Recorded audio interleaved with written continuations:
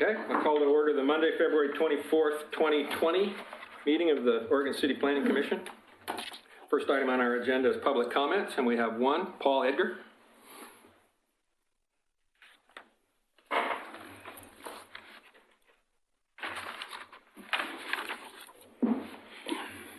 Thank you all.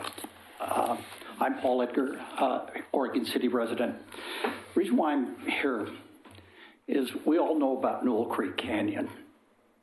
But it's one of the things about Newell Creek Canyon is that there was Dogami and Dr. Burns and his team from Portland State, when that happened, or when they were going through the approval process, said, hey, there's a landslide here. We shouldn't be building apartments on this property. And the decisions were made at the executive level over Planning Commission to go ahead and do it, and now it slides down the hill. And there is no landslide insurance in the state of Oregon, virtually in the United States. So recently, somebody's building a property like in Kanema, where I live. And if it slides, if we have an earthquake or something, it goes down the hill, wipes out or kills the people below, who's at fault? We approved it. And so I've had this interchange of emails back and forth with John Lewis. I've copied Laura in the past and on this stuff, and obviously our city attorney has.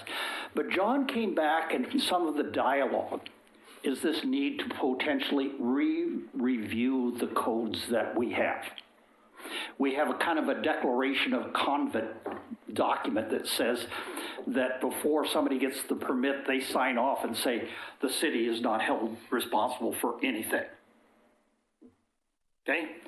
I felt like that was kind of like taking the Fifth Amendment type of argument, and maybe not the smartest thing for the people that have a huge loss, maybe loss of money, life, or whatever it may be. So my desire is to take this document and this request that John said that he felt like it was probably time, and see if I could arouse some interest in you guys to say maybe it is a time that you take a look through everything that's there and say, can we do better? Can we protect the citizens in their endeavors better than what we're doing right now? Is it as smart as we can be? And we have NROD areas. My house is in an NROD area. I have a slope that goes down from the front of my house at a 35%. I'm trying to prevent the people from digging out at the bottom of the toe of the landslide. And when Grandma lived in my house, she had the house, was born there, lived 103, we bought it from her. She saw the landslide break off and go down and stacked up. There's a tailings right down on 4th Avenue below my house. Now the question really comes along. If somebody comes in there and starts digging away at the toe of a landslide, I have this big rock out there, and it's probably 2, 3, 4 tons. If it breaks loose, it's going to go all the way to the Willamette River. It's going to go through anything and everything. And when it does, who's at fault? They signed a declaration, said we're not at fault, the city is not at fault, but people die. And all I'm asking is this, along this line, are we being as smart as we can? And John thinks maybe there is room for improvement in the codes we have. I don't know what they are. I'm not this expert. All I know is that common sense tells me that if we lose a life, that's not good. And if there's a way we could have been smarter about how we protect that event and make sure that that event didn't happen. And if Dogami comes along and says on their big maps, and they go down bright red and they say there's a landslide there, and we approve the building of a building on top of a landslide, and we have them sign off, and people die. Now, what do we do? And all I'm asking for you is to kind of think it through. Maybe it's time. Maybe it's time for you all to reread it. I had previously actually even copied a mic here on this. I'm going to leave these documents with you because this was part of the original kind of a stream back and forth on it. I'd like it to be part of the record. And I hope that somewhere along the line, maybe you copy it off to the people here, let them read it, look at the code, see what you think is best. Thank you. Thank you, Paul. Ms. Kozinski, before we move on, are you interested in making a comment on something that's not on our agenda? I see you have a card that you're filling out. Or is it on something that is on our agenda? It kind of is like what Paul was talking about, but it does relate to the bigger Christine, can you come up? concept plan. Okay. Okay, so it's something on our agenda. Okay. Then we'll have your comment then. Thank you. Okay. We will move on to item 3A, which is PC 20-030, GLUA-19-00044, two-lot minor petition with variance to minimum lot size. So since this is a public hearing, I have a script to read. We have one public hearing on land use application scheduled tonight. Our role is to conduct the public hearing and to make decisions about the matter before us. In making those decisions, we must apply the applicable codes and laws and cannot vary from or change those laws or codes. Members of the Planning Commission are to be unbiased. Before the start of the hearing, I will ask the commissioners whether they have any potential conflicts, such as family, financial, or business relationships with any of the applicants or with regard to the land in question. I will also ask whether any of the commissioners have discussed the application in question with any of the parties or have independent knowledge of relevant facts such as a visit to the site in question. Any member of the audience may question any commissioner about their disclosures. A staff report has been prepared for the application and has been made available to the public 7 days before the first public hearing. The staff report identifies the approval criteria that apply to each applicant's proposal. Staff has analyzed the criteria which are contained in the staff report. The quasi-judicial hearing procedure that the Commission will follow is set out in state law and the Oregon City Municipal Code. The hearing procedure steps are shown in the chart on the wall. Anyone wishing to speak should fill out a speaker's card and give it to the planning staff before the hearing. Speakers will proceed in the order in which their card is received. You should fill out your address on the card so the city will notify you of its final decision. For the public record, please begin all testimony stating your name and city of residence. Testimony and evidence should be directed toward the applicable approval criteria. If you believe other criteria apply in addition to those addressed in the staff report, identify and discuss those criteria and explain how and why you believe they apply to the application under consideration. Any person may submit written material while the public record is open on each application.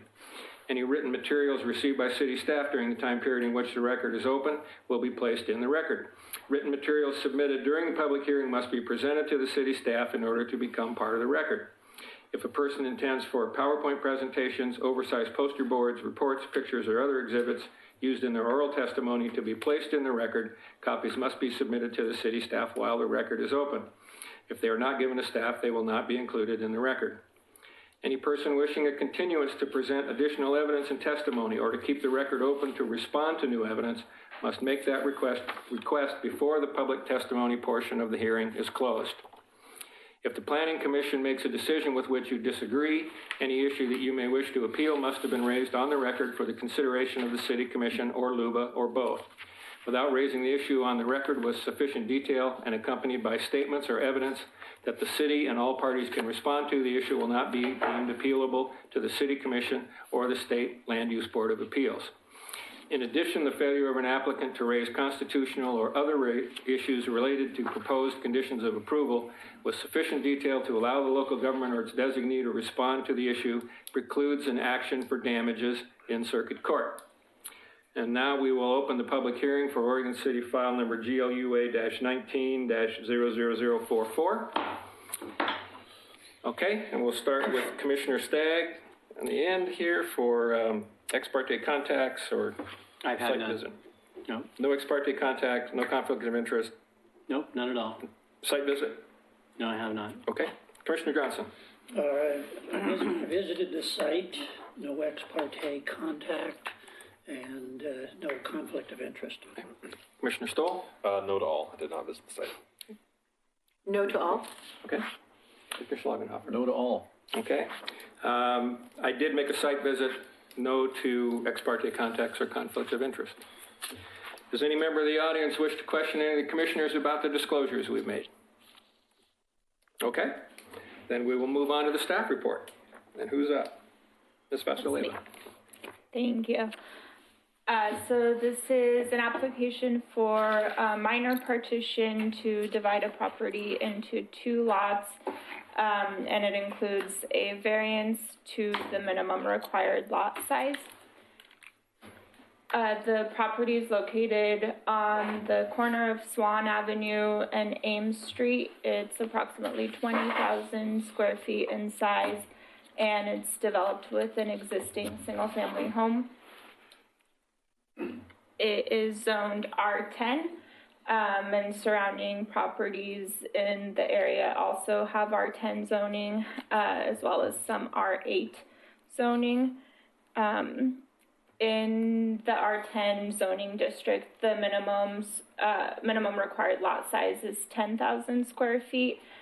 So the applicant has proposed to divide the property into 2 lots, and they're proposing to retain the existing single-family home on lot 1.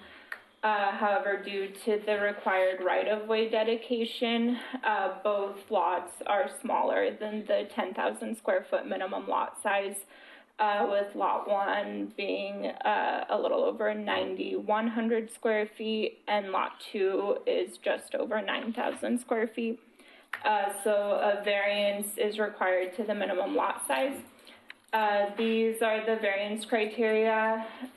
Staff finds that the criteria have been met, and I'll briefly go into each criterion and explain how the proposal complies. So the first one is that the variance from the requirements is not likely to cause substantial damage to adjacent properties by reducing light, air, safe access, or other desirable or necessary qualities.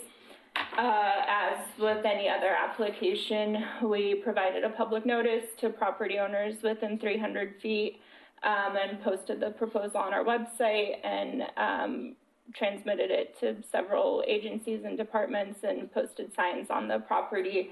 And we haven't received any comments indicating that the proposal will cause any damage to adjacent properties or the neighborhood. On top of that, even though the lots are smaller than the requirement, both lots will continue to comply with setbacks and lot coverage standards, as well as residential design standards.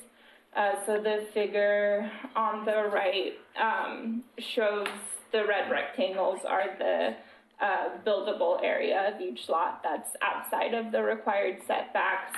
And on top of that, for the vacant lot, they will have to comply with lot coverage standards, which dictate how the percentage of the lot that can be occupied by a structure.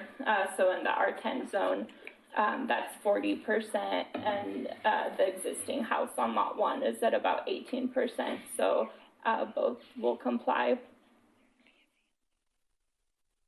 The second criterion is that the request is the minimum variance that would alleviate the hardship. Again, in this case, the hardship is the right-of-way dedication. Our Public Works Department is requiring a 9-foot dedication on Swan Avenue and a 5-foot dedication on Ames Street, which results in approximately almost 2,000 square feet of lost lot area to accommodate the right-of-way dedication. So they're requesting just to divide into 2 lots. They're not requesting an additional lot or anything like that. It's the minimum that would alleviate the hardship of the right-of-way dedication. The next criterion is that granting the variance will equal or exceed the purpose of the regulation being modified. The purpose of minimum lot sizes is generally to ensure conformity within a neighborhood or cohesiveness as far as dimensions of lots. So this neighborhood includes both R8 and R10 zoning.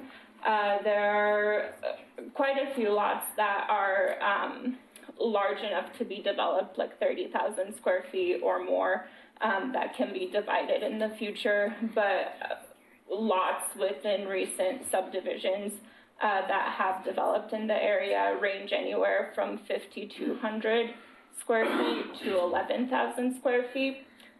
So the applicant is proposing 9,000 square foot lots, which are right within that range, and would be compatible with developed lots in the area. The next criterion is that any impacts resulting from the adjustment are mitigated. The applicant is providing mitigation by significantly exceeding the minimum lot width of each lot. So in the R10 zone, the minimum required lot width is 65 feet, and the applicant has proposed 86 feet for lot 1 and 104 feet for lot 2. So they're going well beyond the required 65 feet, which creates the appearance of larger lots to people walking by or driving by, and provides adequate mitigation for the smaller lot size. Criterion E is that no practical alternatives have been identified which would accomplish the same purpose and not require a variance. Some of the practical alternatives we've identified are rezoning the property or requiring less right-of-way dedication. In this case, since abutting properties also have R10 zoning, staff typically wouldn't support a spot zoning situation where you're rezoning just to accommodate one lot or one project. And the Public Works Department is already granting a variant or a modification for the required right-of-way dedication to allow for a slightly narrower street section on Swan Avenue. So requiring even less right-of-way dedication than the modified street section also is not feasible. So the only other alternative is a variance. And the last criterion is that the variance conforms to the comprehensive plan and the intent of the ordinance being varied. Some of the applicable comprehensive plan goals and policies include efficient use of land, neighborhood livability, diverse housing opportunities, and orderly redevelopment of existing city areas. Staff finds that the proposal is in compliance with the comprehensive plan and allows for this property to be efficiently utilized and provide more housing stock within the city while maintaining neighborhood livability. So we find that the variance criteria have been met, and we are recommending approval of the application with the conditions of approval in the staff report. And I can answer any questions. Any questions for staff at this point? I think I do. I noted the right-of-way takes away some of the land. Is the tax lot getting smaller, or is it just the buildable part of the tax lot that's getting smaller? Are we taking some of their land away? Yeah, it would be taken away and dedicated to be used as right-of-way, so it wouldn't be part of the new lots. Is that the planting strip and the sidewalk? Mm-hmm. But the property owner is responsible for the planting strip and the sidewalk. Correct. So they're But it's not part of their lot anymore. Correct. They're responsible for the maintenance, but they don't actually own that property. They don't own it, but they're responsible for it. Okay. Okay. All right. Anything else for staff? Okay, at this point, we'll hear from the applicant. You have up to 15 minutes for your presentation.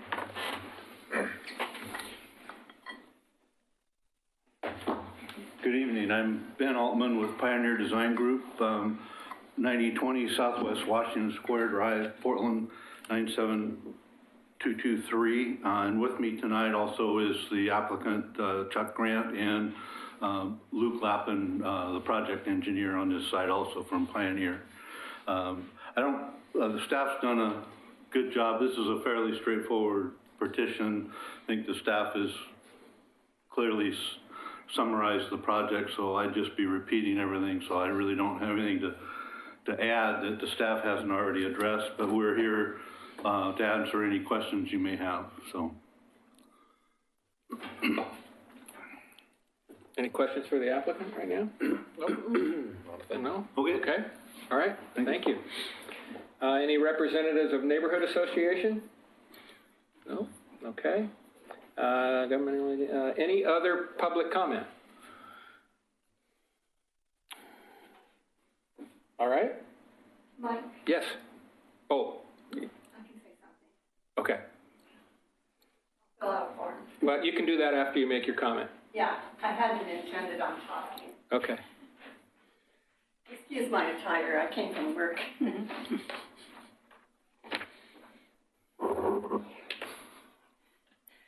My name is Christine Kaczynski. I live in unincorporated Clackamas County. I just have one comment to make, and it does pertain to this and all other development. I've had a couple calls from people in Oregon City the last couple of weeks, and I've noticed it myself, especially on the newer subdivisions where cars are parking on the street, creating a safety issue. I know that I drive down Maple Lane all the time, which is a real fast street, and so easy to just plow into somebody, especially if it's dark and rainy or icy. I don't know whether the garages are too small, whether the driveways are too short. I don't know what's actually happening, but I just asked the planning commission to be aware when you're kind of plotting these things out, that you plot enough room for the people to park at least 2 cars, which I think most people are driving.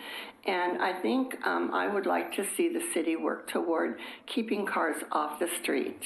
They don't look good. It makes the area look bad. It also is open to theft.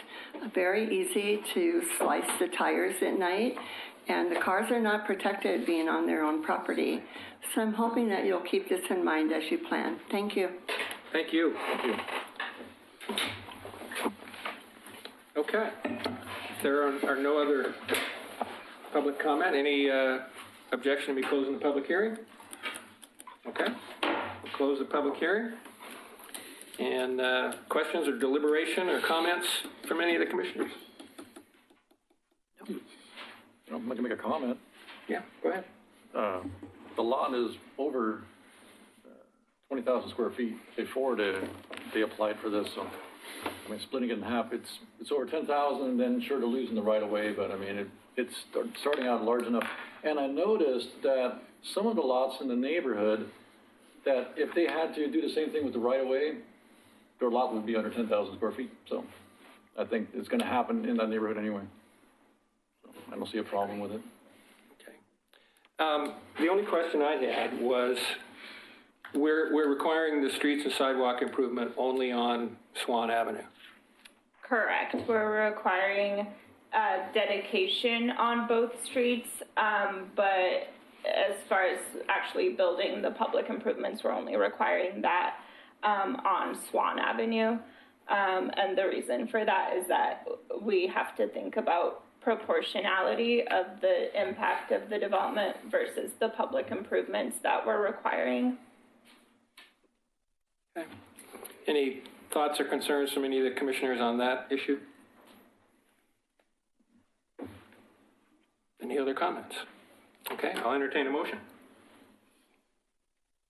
The record should reflect that Commissioner Guile has arrived, and you want to participate in this? No, I better not, since I wasn't here for it. I do want to apologize. I was at a neighborhood association meeting in my neighborhood regarding Holcomb Boulevard, which is where you're discussing this, and it was pretty important. I attended that as well, so sorry I'm a little late. Understood.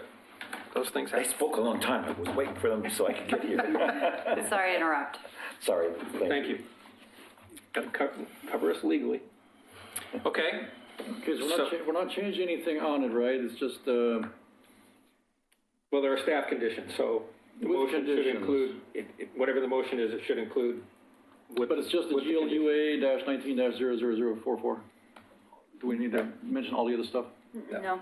Okay, motion to approve, PCGLUA-19-000044 with conditions. Perfect.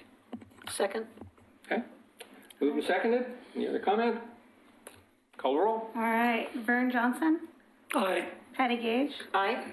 Dirk Streitenhofer, Aye. Greg Stoll, Aye. Chris Staggs, Aye. Chair Mitchell. Aye. Motion carries. Thank you. Okay, we will move on to item 3B, PC 20-029, which is LEG 19-00003, Beaver Creek Road Concept Plan Code and Zoning Amendment. And Ms. Robertson Gardner gets this Thank list you. of A lot of exhibits I gave you this evening. Yeah. So we're here this evening for the formal staff request for City Commission recommendation, or Planning Commission recommendation to the City Commission. So the Beaver Creek Road Concept Plan, the first hearing was in August, and over the many months we've taken and broken up the topics into multiple topics in each meeting, and at the last meeting on February 10th, staff got pretty clear direction about the Planning Commission policies that we have been reviewing, and with that, I put together a staff report and findings for the proposed amendments, revised zoning code, zoning map and comprehensive plan map, amendments to the concept plan, which are, it says the Thimble Creek Concept Plan, and that is 2 pages to be added to the front of the concept plan. The Beaver Creek Road Concept Plan that formally has its new name, Thimble Creek Concept Plan, and 2 pages of refinements that further refine the concept plan. So in the future, when you looked at the Beaver Creek Road Concept Plan, you will download it from the website, to the city website. It'll have the Thimble Creek Concept Plan front page, the next 2 pages, and then the rest of the document. And so put together, that is the revised concept plan. And so it's really only those 2 pages that provide any refinements. And so what's on there are all the items that the Planning Commission discussed that needed to be either be further refined or to be revised. An example is a revision is the identification that master planning is no longer required as part of the concept plan area, and most everything else is just further revisions, be it the actual cross-section of Beaver Creek Road being a 5-lane section, a 3-lane section with the new 120-foot revised right-of-way representing the industrial arterial standard, things like that are in the concept plan cover. Did you say going from 5 down to 3? Is that what you Correct. said? That's So it's not going to be a 5-lane, 2-lane? No, per the direction in our November meeting on November 25th, the Planning Commission concurred with the City Commission's recommendation on the design of Beaver Creek Road abutting the concept plan area, that being a 5-lane segment to the intersection of Myers Road, transitioning to a 3-lane section. Oh, so it's going to transition? Yeah, Okay. replacing roundabouts with signals. And so all that has been embedded into those 2 pages of revisions for the concept plan. And another question, you just said something there, roundabouts to a traffic signal, so we're changing. Correct. Yeah. These traffic signals that they put in at these larger intersections go off of lights coming or headlights coming at them, or would they run continuously on Beaver Creek, like some of them further out, or do the traffic lights stop at a timings? Yeah, those specific signal timing, that's more of a city engineer question. What we're doing here is we're really just targeting any refinements or changes that are needed to a planning document. The final bit that's in your packet are amendments to the ancillary documents of the comprehensive plan. So a transportation system plan, which I'll talk about in my next slide, amendments to the trails master plan, amendments to the parks master plan, that will continue to implement this project. So this evening, we have 2 motions. If through the deliberations, the Planning Commission chooses to provide a recommendation to the City Commission, we have a motion. And if Planning Commission wants staff to continue to work on an item, there's a motion for continuance. Oops. I have two items entered into the record for the hearing this evening. One is the combined red line draft code. I sent both of these via email this afternoon. The version of the red line draft that you've been seeing over the meetings is like a 10-page draft documents, and that we've kept it to that because we were amending our city code twice during this process, one for our equitable housing code amendments and then a final update. So the version you have here is really just dropping the red lines into the effective code of January 17th, and Chair Mitchell has the 100-page copy. I only made one printout. So if you want to take a look, here it is. nothing in there is different than what you saw at the last meeting. It's just really moving those red lines to their right home. I think one had to be renumbered, but there was no substantial changes. The second item to be entered in the record this evening is a revision to the amendment to the transportation system plan. And I'm going to talk about it, and I'll provide a slide. So the enclosed revision reflects the revised cost estimate for Beaver Creek Road, and what was not changed in the code amendment given to you at the agenda was we forgot to remove the fact that it is no longer funded, can be funded through the gas tax. So it was edited out. So the version you have in front of you, if you go to the second page, which is here, you will see the Beaver Creek Road updates. And I'm going to walk these updates through with you. The Transportation System Plan is a list of projects. And projects can be funded in two ways. They can be funded through system development fees, which can only be paid by growth. So only if a project, either they're 100% contingent on growth, like maybe a road inside the concept plan could only be built but for homes, or maybe a project where a portion of it is paid for by growth or built by growth, like a upgrade to an intersection might be 43% growth and 57% existing conditions. So our portion of the gas tax can pay for existing conditions. Anything that's growth related can be paid by system development fees. So a lot of projects, or almost all of our projects in our concept plan area, are paid by system development fees, right? Because if they were not built, these projects, if homes were not built or projects were not approved, these roads would not be built. But for Beaver Creek, which I will talk about. This question came up at the neighborhood association meeting.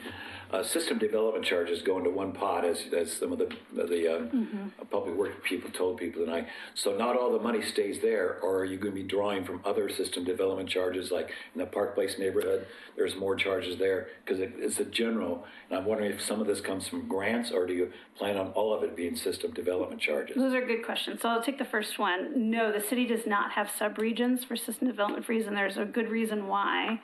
Is because when you have subregions, you can't legally move money from one region to the other. And as grant opportunities happen or city commissions prioritize projects, you want to be able to have access to the money at hand to do the project that's prioritized. And so if you had them all broken up into subregions, you'd have to wait till each subregion had gotten its amount of money. And so it really hamstrings our elected officials, city commission, on prioritizing projects being able to access funds. But regions, you're not referring to neighborhoods, you're referring to... No, kind of like regions of the city. Okay. And that was often talked about at the concept plan level, is can we keep our system development fees just in the concept plan area? And the city commission gave clear direction then, and I'm sure they give clear direction now, that kind of the downside of constraining it into regions really doesn't provide the same flexibility that sometimes you need. And that kind of goes to the second question, which is, what about grants? Some projects, when you have a capital improvement project, it really is a combination of many funds. Usually you're looking for all different ways to pay. Sometimes it's some gas tax, some system development fees, some grants, and oftentimes we use our system development fees or our gas tax as our city match for a grant. And so as we move forward on different grants, it's a it's a combination of different funds. And so, for example, so that kind of explains a little bit about how different funding happens. So the third part of that is that, as I've heard it before over the years I've been serving here, is that if there's not enough money to improve the roads to what you want, then you have to wait until the developers develop their lands and then give you money to do those improvements to it, because like Sunnyside, they didn't have the money, they just built a 2-lane until they finally widened it, which damaged all the people living there. That same thing could possibly happen in Beaver Creek if we don't have the money. Well, it depends on what projects you're requesting, how it's funded, how it's being funded, what's in your, what's in your gas tech funds, how is it prioritized to all other projects, and then is there a grant? Some grants, you may have a great project that we think is a city, but it may not meet a local grant, criteria. So sometimes it gives the city commission ability for the flexibility to say maybe there's something that's third on our list, but we have a great opportunity for a grant. So some projects will need to wait for system development fees because the gas tax cannot pay for all of it. Right. And because gas tax is used, system development fees can't pay for existing conditions. So just real briefly, I want to explain how a transportation system plan list is. This is just the amendments to the applicable projects in the system development plan. So if you opened up the 2013 system development plan, there'd be a list of driving projects, D1, D2, D3, D4. The ones we've identified are ones that are associated with the concept plan that we think we need to amend. And there's also S for shared use path and W for walking projects. So all different kinds of projects are identified in the transportation system plan. They're just a list. And they have project costs, and where it says likely to be funded, this is where it gets a bit confusing. You have to think kind of opposite. It's kind of things that are likely to be funded are things that are most likely funded by gas tax. Things that are not likely to be funded are things that are going to be funded by system development fees. So so if you have streets within the the Beaver Creek Road concept plan are mostly all not likely to be funded, which kind of sounds the opposite, but it means that, but for growth, it will not be funded because system development fees are what's going to be paying for it. The items you see in green were brought up because we are looking at the two names in the transportation system plan that were identified for two different roads. One is Meadow Lane, which is one of the lower collector roads, kind of that intersects with Timber Sky to the south, right near the UGB. It's inside the concept plan boundary, as well as Holly Lane Extension, which is kind of the central open space road that's the parallel to Beaver Creek Road that hooks up to Holly Lane. We find both of those names, Holly Lane Extension, we find confusing because people don't really know. There's a lot of different segments before you get to Holly Lane. And Meadow Lane actually I think is not going to be approved when we actually plat roads because it's too common of a word. And we work with our EMS and Clackamas Fire, and we need to work with, make sure that any roads that we use in Oregon City are not conflicting to roads in Oregon City or near us in rural Clackamas County. And so most likely Meadow Lane will not be approved. And so we're trying to find a new name that will meet all the standards of EMS and fire. And we'd like to, since we're already opening up the plan, we'd like to change those green names to the correct name. I'm still working with our EMS and fire, but by the time we get to City Commission, we will have new names. And that's all that area in green. Nothing is changing. We're just getting a new name. So are you giving Holly Lane a new lane? No, the Holly Lane Extension, Holly Lane South is the parallel road within the concept I see plan. up here just Holly Lane without extension next to it. I thought, No. So that's exactly what you're saying. That is why it's confusing. So we'd like to have a new name that describes the area within the concept plan that's parallel to the Beaver Creek Road that eventually will connect up to Maple Lane and then Holly Lane. So is that as it crosses Maple Lane, it'll have a different name on the other Correct. side? We think right around there. So we wouldn't be changing the name of the road that's right now. It's only new roads that are not New built. road, yeah. So, which is, this conversation right now, I think really indicates the confusion everyone has. So I think while we're here and opening up the transmission system plan, let's find a new name that confuses less people. So a question on that would be, if they have, like in Portland, they have Broadway as you cross over the river, Burnside, all those Morrison, east side, west side. So do you find that, the city finds that too confusing to have it Well, we work with east or west? Sure, we work with our emergency services and Clackamas Fire District. They have a street naming policy. And because Clackamas Fire District 1 is more than just Oregon City, we have to work with them to make sure that our streets are named. And once again, these are for the new streets, not the existing streets. Because I see on Malala, when I get down there, I see Hilda on one side and Holmes on the other side, and they're right directly across from each other, and that's not a major division. Yeah, and that's a good example of pre-existing streets that we learned our lessons from. So the key thing why I have this up here this evening is we worked with our city engineer, Dana Webb, and there is a cost calculator that's been, we use, that was created during our 2013 transmission system plan. You kind of enter in all of the elements of a road and you do the inflation rate and out pops a number.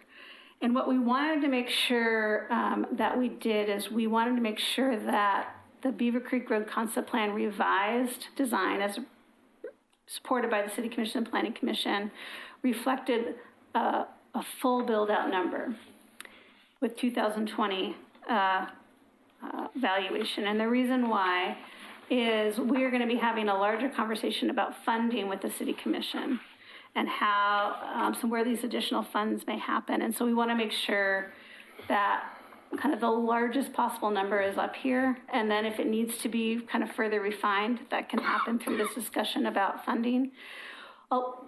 How this number could be further refined, this is a full build out, not assuming requirements for land acquisition. So if it was a capital improvement project, you need to do condemnation to acquire land and valuation. So that is brought into that number. That, of course, would be subtracted if a capital improvement project happens after maybe there's a land use application and private development dedicates property. Or there's areas that are existing condition on maybe the west side of Beaver Creek near the high school or the college where existing conditions will stay and the sidewalk will stay where it is. So that number could be further refined down, but we thought there was value in providing the 2020 kind of full build out of what both sides of the road with needed required right-of-way would cost as a capital improvement project. Sorry, I seem to be asking. I seem to be asking all the questions tonight, but I know this came up over the time of Park Place concept plan. So if the money is not there through grants or system development or gas or whatever, does this mean that we could see a tax increase on the citizens in order to pay for roads and improvements? What this does not do, so I'll kind of remind everybody, what this is doing tonight is just amending the areas that are underlined. So providing more clarification about intersections, about cross sections, and providing updated valuations. It does not change system development fees. It does not change the capital improvement project. It does not do any of those funding questions. That is going to happen on a separate process with our city commission. But eventually that could happen. Yeah, that's going to be a separate discussion about, well, this is a lot more money. Is this, are there other projects that maybe were on the list that might drop off? Does this change priorities? All that conversation will be had kind of outside of this process. The question people asked previously in-house was why was the number so low for the previous, because the concept plan had it $10 million, I think $10.5 million if you look in the back of the concept plan in 2008. And we're thinking most likely because it said yes, that's the portion of Beaver Creek Road that can be paid by tax money, by the gas tax money. most likely looking at our finite amount of gas tax and what was, because it identified it as just sidewalk and pavement repair. That was the note in the transportation system plan. And so we're thinking that was most likely what could be paid for by gas tax. So in this situation, we're putting the full cost, knowing that is the full cost and could be further refined. And then we'll be having this conversation about funding either over phases through land use application and development, especially on the east side, or as part of a capital improvement project or some combination thereof. And that is going to be a future city commission work session. But these red lines kind of set up that conversation with the city commission. That conversation, is that years down the road? Or No, do you think that work session will happen sometime this calendar year. Okay. Mm-hmm. Okay. Okay. Moving on. Oh, and then I noticed 3 grammatical errors on the Beaver Creek Road concept plan, Thimble Creek cover, and I provided a copy to Chair Mitchell. There, right there. This? Yeah, so I just want to make sure that's passed around, so when it goes to the city commission, those 3 grammatical errors will not be shown. When was it finally decided to call it Thimble Creek? I know it was brought up in one of our meetings, but I didn't hear about it. Yeah, it was at one of the planning commission, I can look it up, but one of the planning commission topic items. I remember it being there. I didn't know we voted on it. No, it was, the direction was given. Okay. Mm-hmm. So the next steps, if the planning commission votes to recommend approval of this legislative file, it'll go to the March 10th City Commission work session, and Chair Mitchell will provide an intro, and if there's any kind of in deliberations, if there's any additional talking points the Planning Commission wants to reiterate to the City Commission, I can forward it on to Chair Mitchell. The first City Commission hearing is scheduled for March 18th, and the second one is August 2nd, and of course additional meetings will be scheduled as needed. Subscribers to our e-blast will be sent links to the City Commission agendas when they're posted. Well, that is all I have for this evening. I'm happy to answer more questions or to walk you through any of the exhibits.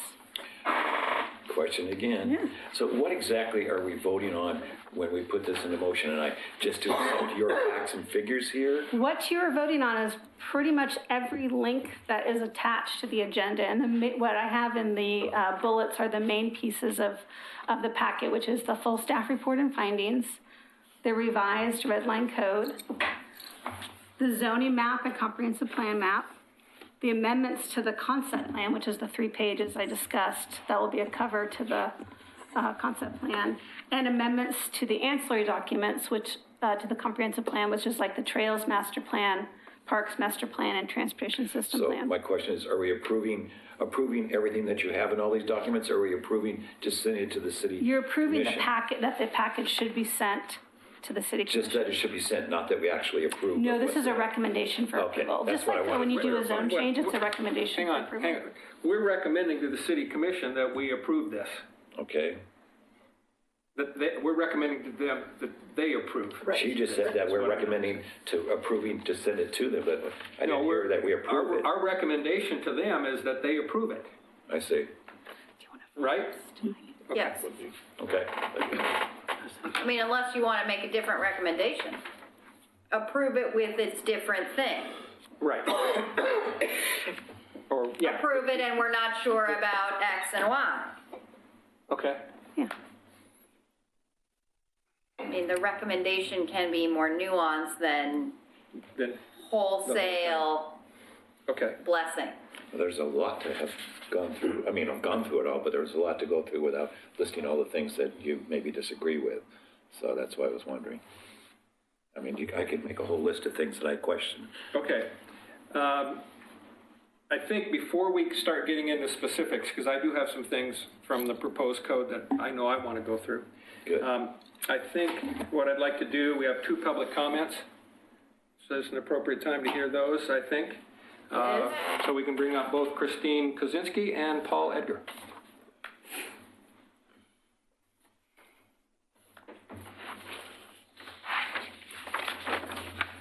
Oh no, more reading material.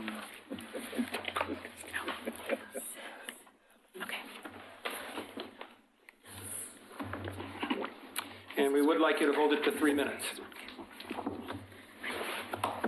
I'm going to keep one, so there's going to be some sharing. But I'll keep one for the phone. Okay. I guess you and I can share this one, huh? Go ahead. Hi, I'm Christine Kaczynski. I live in unincorporated Clackamas County. Before you start counting my 3 minutes, I want to apologize in a way. I am giving you a third handout tonight, and I have given this to the city twice before, and they cost me $6 a piece. And I've been paying for all of that, so I only have one copy, and I'm hoping Christina can copy this for you because it's really important. Yeah. Okay. Yeah, that goes to Christina. Yeah. Thank you. My testimony tonight consists of the 3 documents as listed below and are to be made part of the record for the Beaver Creek Road Concept Plan. The first document is an email from Commissioner Rachel Smith asking Professor Burns of Dogami, is it possible to engineer a solution to a site so that a landslide that has moved in the past won't move again? Bill Burns stated that issues like this are, is who's going to pay and how much. Is one owner paying to stabilize the neighborhood? The other part to understand is that nothing lasts forever. If the city was to mitigate with a design life and making sure that design life is equal or more than the house's life, it will be very difficult. This is important to remember when you consider using Holly Lane because it's filled with landslides.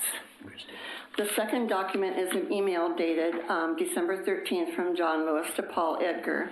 It's regarding city code and development regulation as highlighted. Mr. Edgar states, does the city code and development regulation go far enough to regulate development in areas highly susceptible to landslide conditions?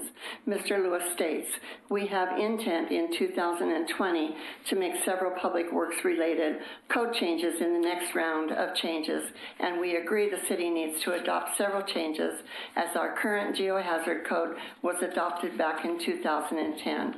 For instance, regulatory authority. He's concerned about the fact that third-party geotechnical engineer recommendations, we have a reasonable amount of authority, but when professional opinions become objective or subjective, we need for more strength in our authority.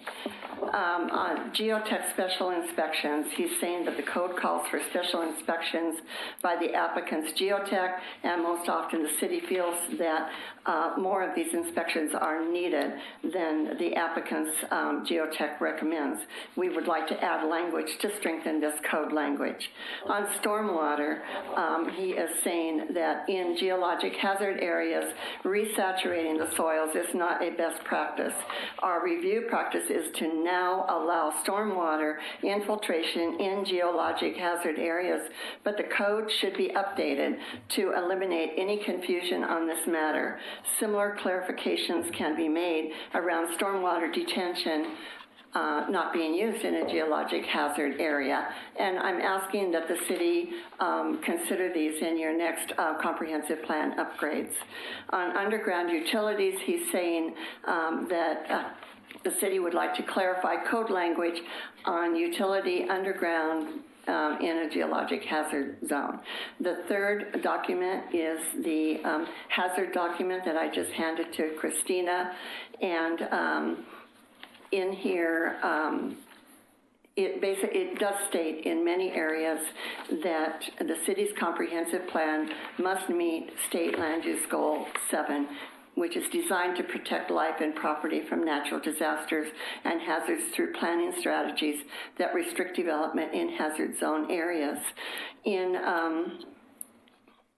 right now, your comprehensive plan, you're going against it because it says no heavy traffic, and it says you shouldn't be widening the road. Cuts into the road cause landslides. Who's going to pay for them? We will. We're going to go broke. So I'm asking the city, what are you going to do about it? People are going to lose their homes. They're going to lose everything that they've got, and I don't think it's fair. If you read this document, it's a big document, it's a lot to digest, but with this document, I'm afraid that if you don't follow it and if you don't get Holly Lane out of your TSP, you're going to lose your FEMA certification because FEMA would never allow what you're asking to do on Holly Lane. With regards to the road issue, if the city would consider using concurrency in some areas, the road issue would be solved. Because with concurrency, you must build your infrastructure as you build your homes and your development. There are some cities, one as close as Wilsonville, that uses concurrency, and it works very well. Sometimes it's an issue to work around. I'm not a planner, I'm not Christina, so I can't answer your questions, but I would encourage you to read up a little bit on concurrency. Thank you very much. Thank you. Chair Mitchell, do you mind if I ask a quick question just to clarify? Sure. I just wanted to clarify, thank you. Your comments related to Holly Lane, that's the existing Holly Lane, not this future Holly Lane that we're proposing to change the name for that's not built yet. That's right? true, but I would like to say one thing, if you will allow me to make a comment. My husband and I have lived on Holly Lane for way over 30 years. We lived there when there was only one car a day coming down there. And of course, we can see the difference. And now with the additional development that's occurred in this area and roads being filled in Oregon City, Holly Lane is getting more and more traffic than ever. It is a safety issue. We cannot lower our speed limit. I cannot go out at night to the mailbox. I'll get run over. I cannot get my trash up to the street. It's not safe for people. There's a lot of reasons why Holly Lane is upset. Of course, the biggest reason is we have no insurance. If the city comes along and widens the street, eventually if a landslide happens, oops, whose fault is it? It's going to be the city's fault because they can't decide, they can't ascertain if the city did it or not. So the city's responsible, but the city doesn't fix things on private land. So the people who have no insurance are going to go bankrupt and walk away from their homes. Thank you. Thank you. Thank you, Planning Commission. I'm Paul Edgar, Oregon City. I've been very active in transportation issues for a long time, and I went through all of the hearings associated with Beaver Creek, and the transportation plan was there. And one of the key elements of the transportation plan was to try to mitigate the number of incidents of travel that were going to be generated as part of this concept plan onto Beaver Creek and where it hits 213, and can we make it work? So one of the issues they had in there to try to make it work is effectively putting a little bleeder road out. The bleeder road is Holly Lane. It's part of the plan, and it's foolish. It allowed them to then say, we don't have to make all of the improvements that we would otherwise have to make potentially with a flyover overpass over 213, which was the original master plan for that interchange. But by doing this, what we're really doing is, and I really protest it. I think it's wrong because we're fooling people. Again, because actually, if the congestion gets real great, and I'm Mike, where Mike lives, and Mike has said, everybody, the fly lane going off of Beaver Creek Road going down, the thing is still not working. The whole thing is jammed up. What am I going to do? I'm going to peel off down a Holly Lane, go down and cut in down there. This is kind of logic. Water flows downhill. This happens to be one of those downhill routes. All I do is caution you, and I'm saying that some of this stuff is wrong, and we should not be doing it because we're fooling everyone. And we don't have the capacity there in a multi-mode world. We don't have bus lines out there. If we get much development, I don't know what's going to happen. Thank you. Thank you. I do want to say one thing. I do live close by here, but for the record, I think Mr. Edgar said that I said something, and I don't recall saying that. I just want to have that in the record. Okay. Thank you both for your comments. So, part of the package that you sent out was 13 pages of code revisions related to this plan, not the whole 100-page thing. I don't know how many of the commissioners had a chance to go through that item by item, or whether we think it's necessary. I know I have some questions on it, and I don't know if anybody else does, on some specific items. On the code amendments? Yeah. We went through them over time, but I didn't reread everything before this meeting. You're talking about Beaver Creek or the code enforcements for Beaver Creek? I'm talking about the Beaver Creek concept plan, the code amendments that staff is proposing, which would be part of what we are going to recommend approval to the city commission. I understand now. Okay. Which document is that on? Which exhibit is it? That would be 4? Is it 4? exhibit. It is number 4. Number 4. Yeah. And there haven't been any changes to these from when you've seen them previously as well. Okay. Just to clarify. Have we seen all of these before? Yes. Okay. Okay. The reason I'm concerned, I'm going to get on my soapbox just a tiny bit. A few months ago, there seemed to be a last-minute uproar over some of the code amendments related to the Park Place concept plan. I looked your way on purpose. And I went back and looked at the concept plan, reread it, looked at the amendments, and I think what happened, and I don't want to see it happen again, and I want to say that I don't envy at all staff trying to take a 10,000 foot concept and try to turn it into clear and objective standards. And I know we have to by state law, but it's tough to do. And a tiny example. One of the goals in the Park Place concept plan was to make it more pedestrian friendly, less garage centric, more people out in their front yard. So the code calls for a front porch. Cool, I like that. Calls for a minimum size of a front porch. That makes sense. It also calls for it to be 24 inches above grade. Where did that come from? If you put a front porch 24 inches above grade, an older person with difficulty with stairs or someone disabled now needs a 24-foot ramp to get in their front door. And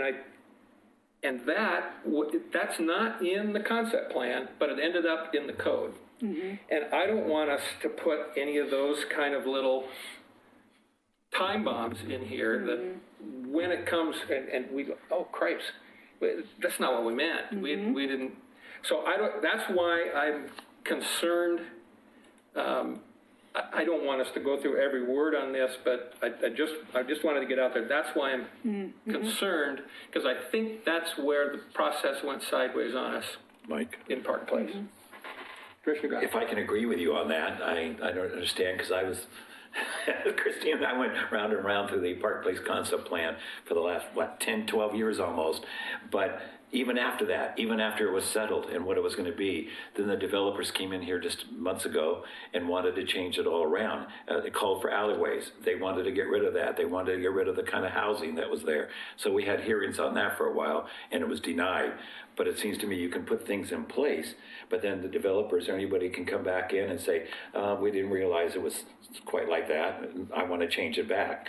And thank goodness the new city commission listened to the public and said, no, that was the concept plan, leave it as it is. But things can change. That's what I'm pointing out. So everything all the work that Christine has done could get changed again by developers. So, Chairman, Could get requested to be changed. Yeah, Developers can't change it. Chairman, I mean, these are Yes. great questions. The goal was, and Elizabeth Decker, our consultant, kind of her task was to take the goals, some of them were very gray goals and policies, and try to Creek code that implements them. So what a lot of the things we did this fall with the Planning Commission at the hearings were either addressing specific questions or concerns by planning commissioners, or when there were items that the plan was still pretty gray on what the approach should be. That being said, there's definitely sections that we looked and saw what we thought a best option for implementing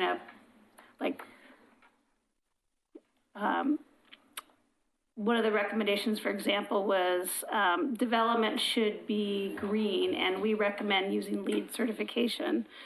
LEED certification is really, really hard to implement as a code because LEED certification is a third-party certification that changes all the time. So we don't want to actually ever put that in a code because it's really hard to continue to update. And so what Elizabeth Decker did, for example, was try to take, well, what things does LEED review and how can we put those elements into the plan? So that's one example of where we try to take something the plan wanted, but something that was hard to do, clear it objectively, and provide those elements. So I'm happy to go through questions you have this evening, and that's one of the, as Carrie Richter mentioned, if there are items, a bullet list of items that staff needs to amend before it gets to the City Commission to reflect any recommendations on the Planning Commission level, we can do that in a motion. Or if it's too complicated, we can, do a motion to continue to March 9th meeting.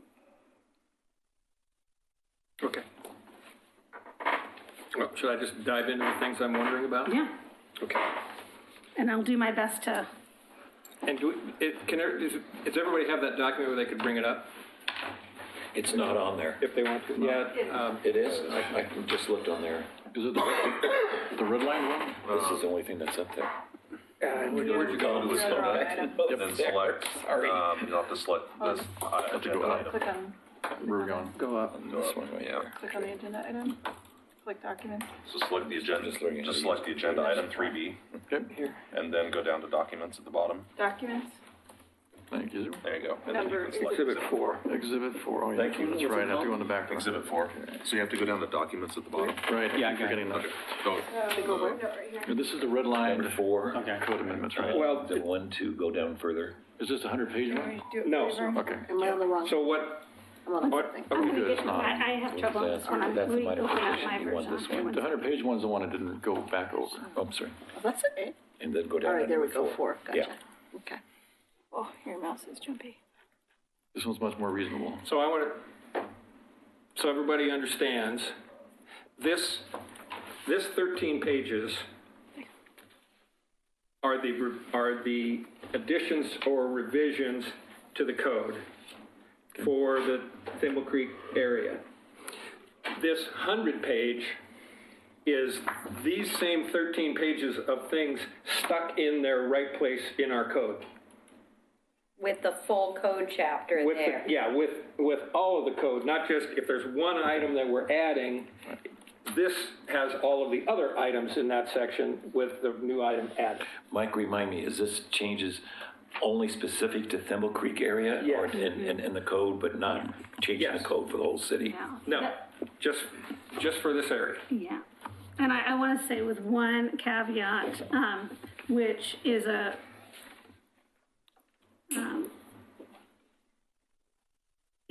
on the very first page, under 16025, the very first thing, under preliminary plat, there's a new requirement citywide to just show where parks and trails are on your proposed development.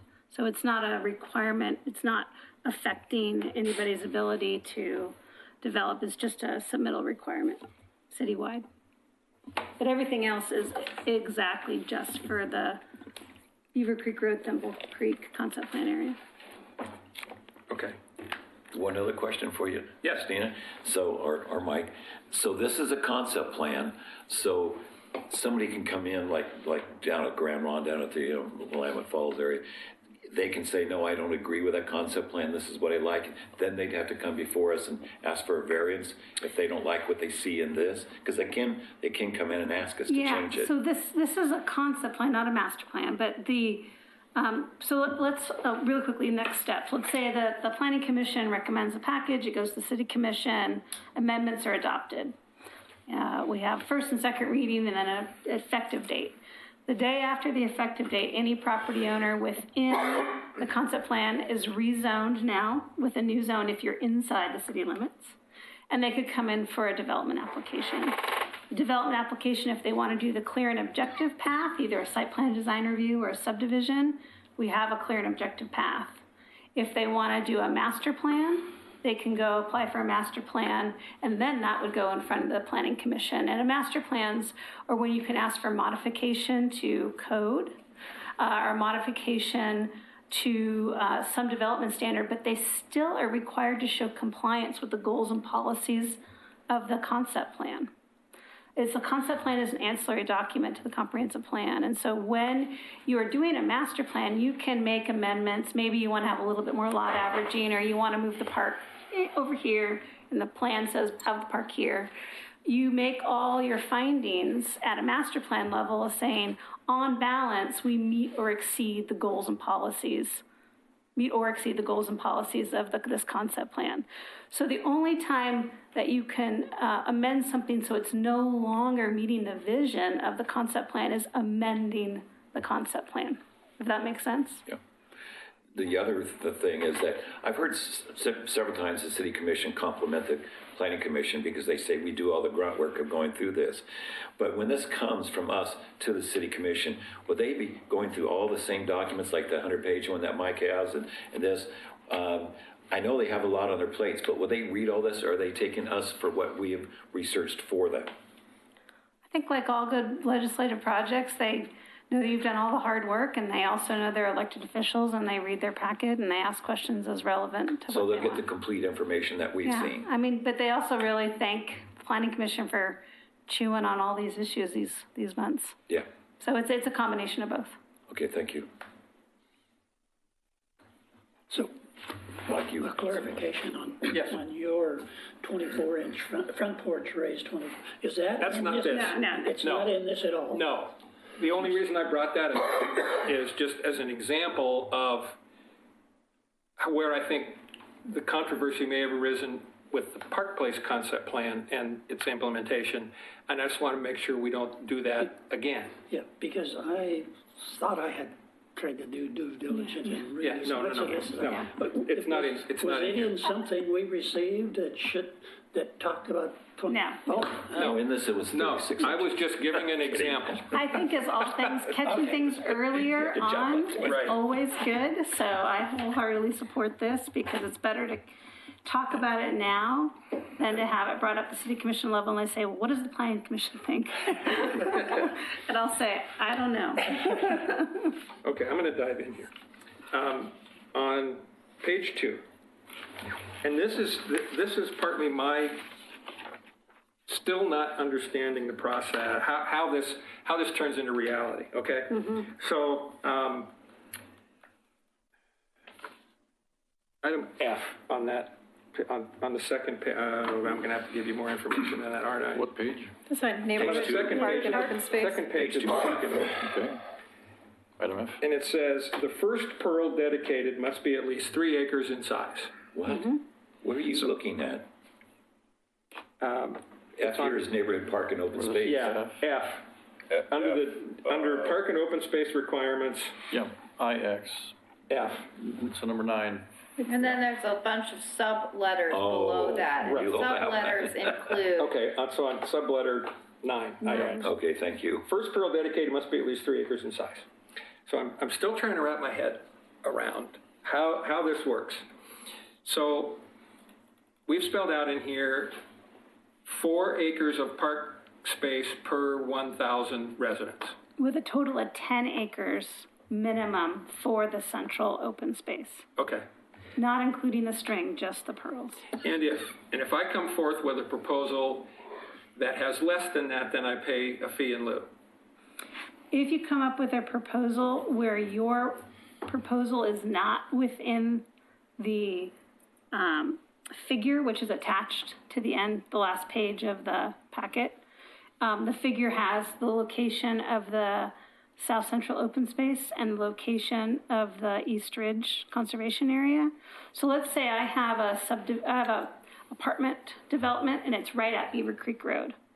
And none of my property is on any of those two overlays where the South Central over. I can't dedicate anything because I'm in the wrong location. So I use the calculation to pay fee in lieu of. Okay. And if my property is on one of those? Then you do the calculation of the 4 times. And if the city, if the plan calls for more than that proportional share as parkland, then I get paid for that. Correct. Okay. All right. Thanks. Okay. Chapter 17.12. Page number. It's on page 4 of the document. 17.12, R2 High Density Residential District, West Mixed Use Neighborhood Subdistrict. Under C, uses, and then 2, A, B, and C. Okay. A says restaurants, eating, and drinking establishments without a drive-through. B and C don't mention without a drive-through. And I think, wouldn't our intention be that there wouldn't be any drive-throughs? Yeah, drive-throughs aren't, let's see, where are we, high density? Well, yeah, we can further refine that, because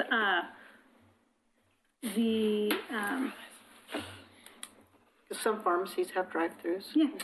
So if you go to the bottom of page 5, it just says straight away drive-throughs are prohibited. That's in a different that's in the NC zone.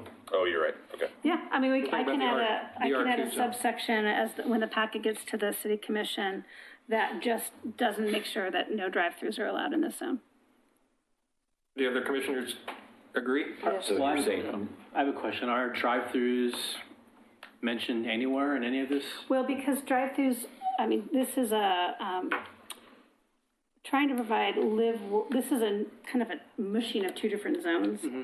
So our zone that we normally have all of the things you can't do drive-through, I think Commissioner Mitchell did identify it, that the R2 zone, we're providing this new live work with more options. And so we need to just reiterate that drive-throughs aren't allowed in this R2 zone live work, because it's a combination of kind of uses in 2 different zones. Sure. And my question is, do we have drive-throughs at all in any of the concept plans? No, drive-throughs. Right. So I think what Chair Mitchell is saying is there's a hole and potentially a clear and objective process where it's harder for staff to say, well, it's not allowed, and the applicant says where, and you went, oh. Yeah. so Mike, you're saying remove that without a drive-through? No, I'm saying add without a drive-through to B and C. All of them. To all of them. Okay. So there would not be drive-throughs in the R2 zone. So I can work with Carrie on making sure the version that goes to the city commission correctly identifies no drive-throughs. Okay. Really in any zones. Okay. Marijuana businesses are mentioned several different places. What I've got kind of confused on which zones marijuana businesses would be allowed. That's a good question. Well, they have to be 1,000 feet from each other, and 1,000 feet from any school, and 300 feet from any playground. So I would think that those would still apply in this area. Yeah. Oh, yeah, they would. Yeah, because we voted on that a long time ago up here. Right, our subsection in our code, we have a special provisions for marijuana businesses, and those would apply across the board. Yeah, the 1,000 feet ones I was referring to, yeah. Right.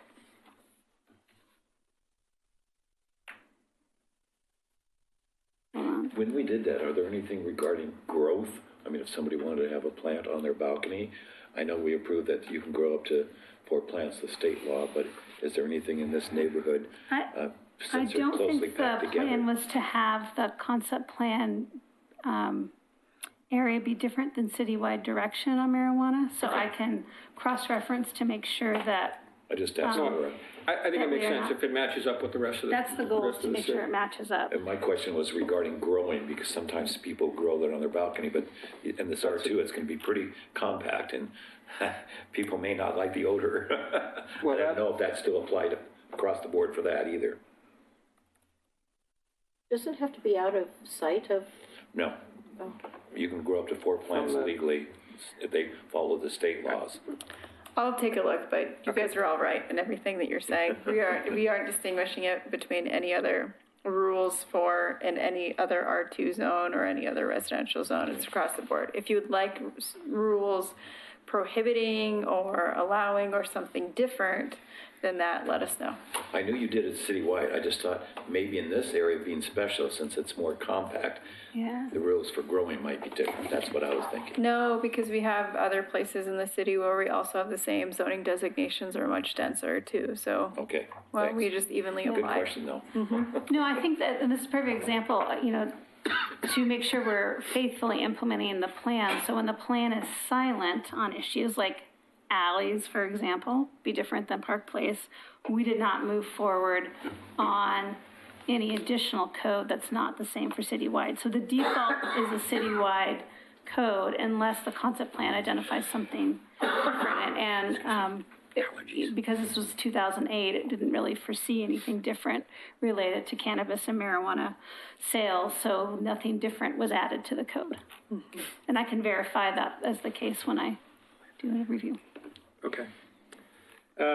Page 8. 17.37.060 D, buffer zone. Then under that, it says buffer zone treatment required shall include, and then there's point number 1 with some items, and there's point number 2 with some items. Is that and or? You have to do 1 and 2, or can you do 1 or 2? One of the following, you're correct. Oh, 1 or 2. Okay. So I will identify that. Okay. And then I did have a question on 2.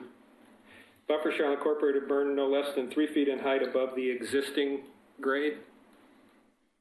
But the grade, the final grade after the project is graded could be way different than the existing grade. Should that be above? Final grade. Final, yeah. Where was that? Sorry. D2. Buffer shall incorporate a burn, right at the bottom of that page. Can you? It's right here. Okay. Well, we hear this one. I just want to make sure that our definition of grades and how we go back and cross-reference in our codes all sync up with whatever change we want to make. So. Okay. Yeah. But the intention is that it's 3 feet above everything around it. Yeah. Final, yeah. Yeah. Yeah. Okay. All right. Now I got to play grammar cop. This doesn't really affect anything much, but. I love it. Okay. So now. Still in that same section, G. Sustainability features. Point number 1 says 20 to 40% shall count as 1 feature, and a roof covering more than 40% shall count as 2. Okay? That's correct, verbiage-wise. But if you look at 5 and 7, 5, for instance, says 20 to 30%, and then 30% or more. It should say greater than 30%. And 7 should say greater than 40%. I fell asleep at this point. How'd you read all this? And see all that? My eyes are going crazy. Did you hear the comment over here? He's retired. He's retired. Takes a village. That does give me more time, that's for sure. Okay. Was it 1 second? 17.62 site plan and design review. What page? Sorry, page 10. Okay, thanks. What does it mean where it says interim use of needed park and open space land, or the word interim is used twice. Fees shall only be used by the city for park trail and open space acquisition and interim site development? Sure. I think there was a goal that this fee is not to be used for, building the park, these acquisition fees. But as part of this process, if there is some fee available and there's, it makes sense at the time, could be used for like planting grass in tract 1 when a subdivision is built. So it's not, can be utilized by the neighborhood, but it's not going to be, it's not a developed park yet, because the city goes through its capital improvement project, kind of on its own path. So almost all of these subdivisions, as they get built, will dedicate a tract, and there'll be a lag time between the tract being dedicated and the park being built. So is there any small interim measures that could be done to make it, a usable space without really committing to a park development? Okay. Good news, I'm getting close to the end. 17.54.120, page 12. Commissioner Stoll's favorite section. E, one commercial vehicle associated with the business that has no more than 15 seats and does not require commercial. So I'm thinking about a school bus that has a seat that holds 2 people. So are we talking 15 capacity or 15 That would usually be 4 crossed, so 2 and 2 in a bus. I'm going to defer to Commissioner Stoll for a second. Honestly, it's redundant, because if you can carry more, having 15 seats in there is redundant, because if you have a vehicle that seats more than 15 passengers, it requires a commercial driver's license. Okay, so it's passengers. Yeah. Do you have a recommended revision to this? Honestly, you can take out the 15 seat. Okay. Yeah, if it has 16 passenger seats, then it requires a commercial driver's license. Okay. So. Okay. Yeah. My last question. A second, sorry. I'm editing as we go along. On F, following retail uses are not allowed in this district: food, beverage, and or marijuana sales. For home occupation. What do we mean by district? Is that the whole concept plan area? This is the concept plan area, home occupation license area. Okay. So this is for home occupation. You cannot have marijuana sales in your home occupation.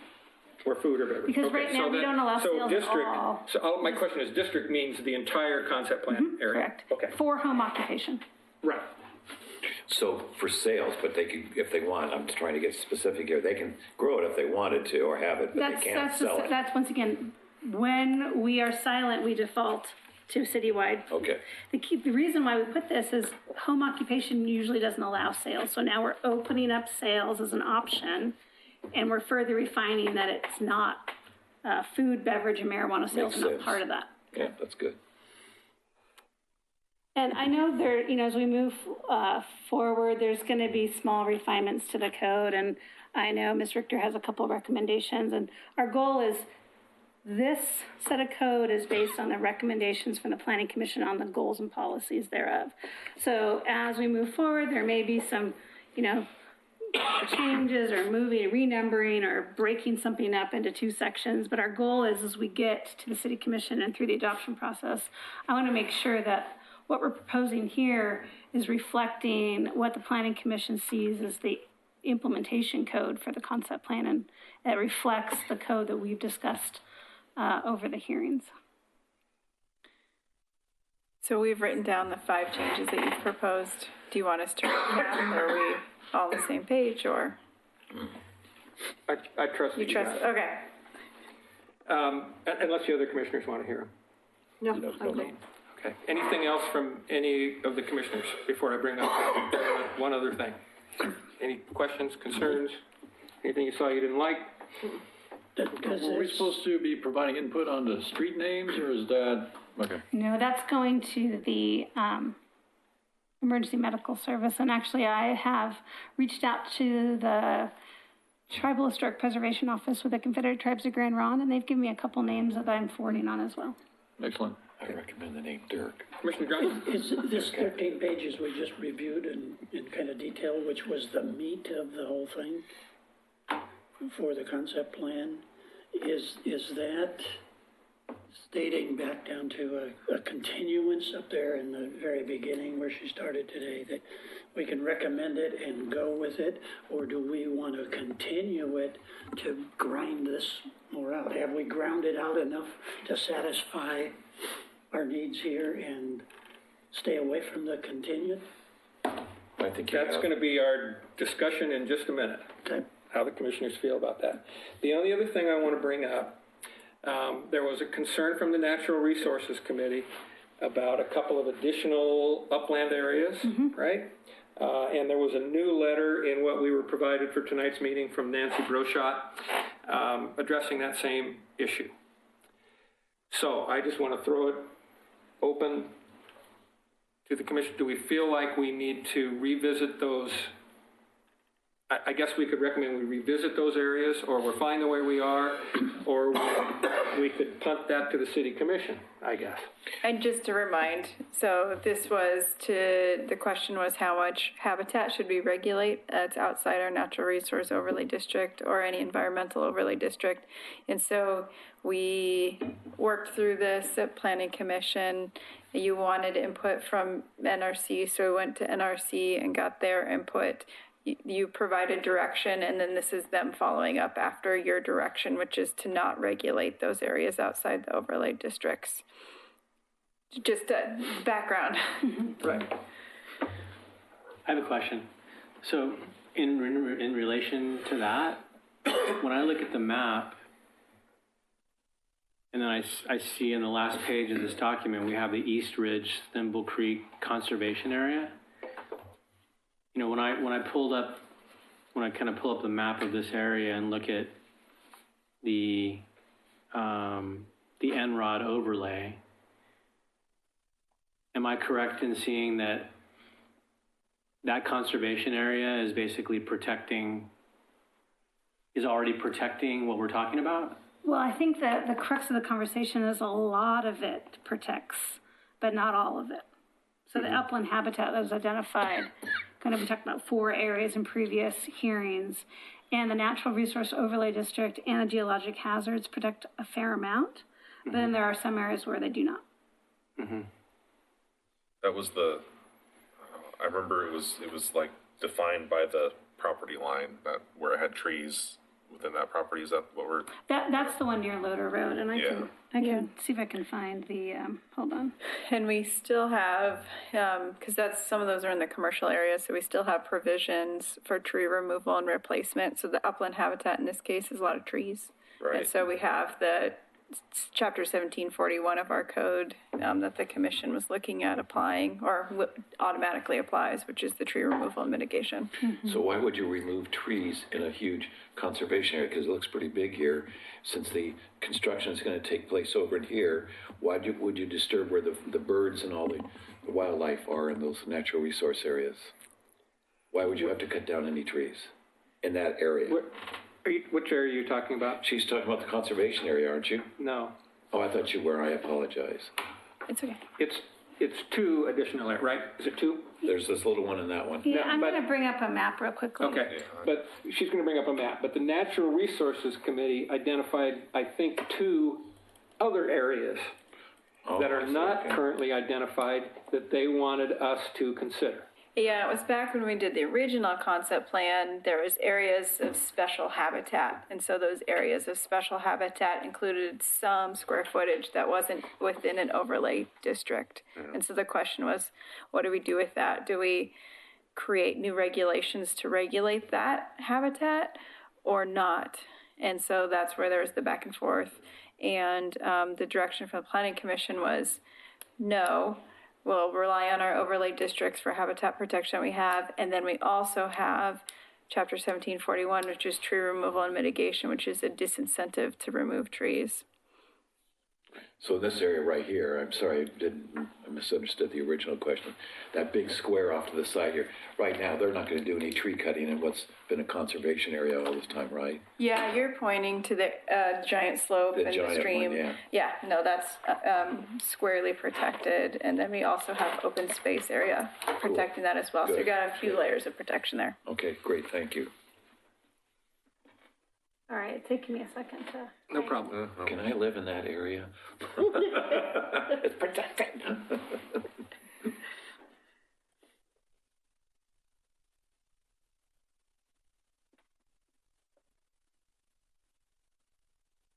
Can we discuss why she's looking for that? Sure, absolutely. Whether we want to continue this on or not? Yes. I mean, that's a different subject Yes. altogether, but. You're right. But I feel that we've discussed it. You probably did more detail reading than most of us. I'm not speaking for everybody, but my eyes got tired.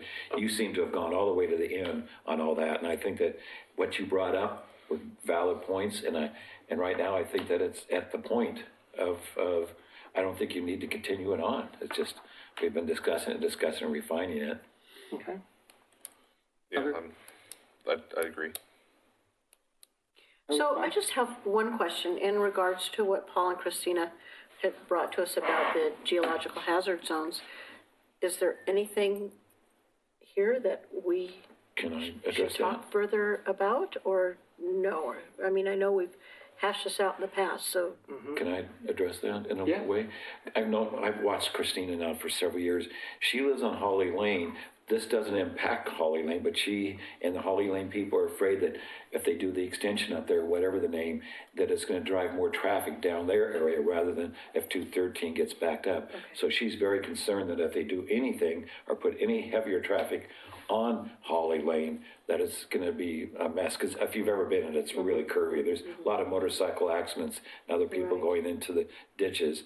But I think she's concerned that we're going to put a lot heavier traffic. Is that a good kind of a review of what she's thinking? Yeah, so we're not proposing any development, but this does include rezoning and applying zoning code. And so this area will eventually redevelop. And in the plans that the city has already approved with the transportation system plan and alternate mobility, it's sorted out what that would look like on Holly Lane and at the intersection Beaver Creek and 213. This will certainly add traffic up there.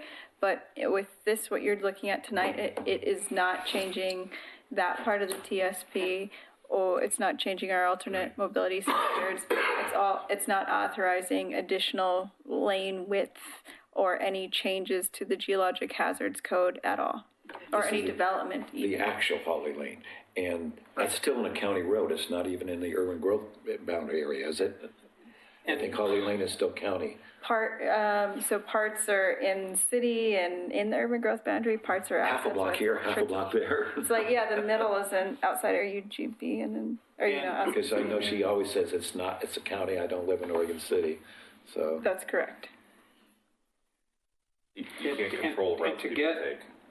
To get from what's now called Holly Lane Extension in the plan, and is going to be called something else, to get from there and get it connected to Holly Lane as it exists is several chunks of ground and probably 3/4 of a mile, maybe even a mile? Well, it would probably come out of Maple Lane and then it could go. Yeah, you'd hit Thayer Road first.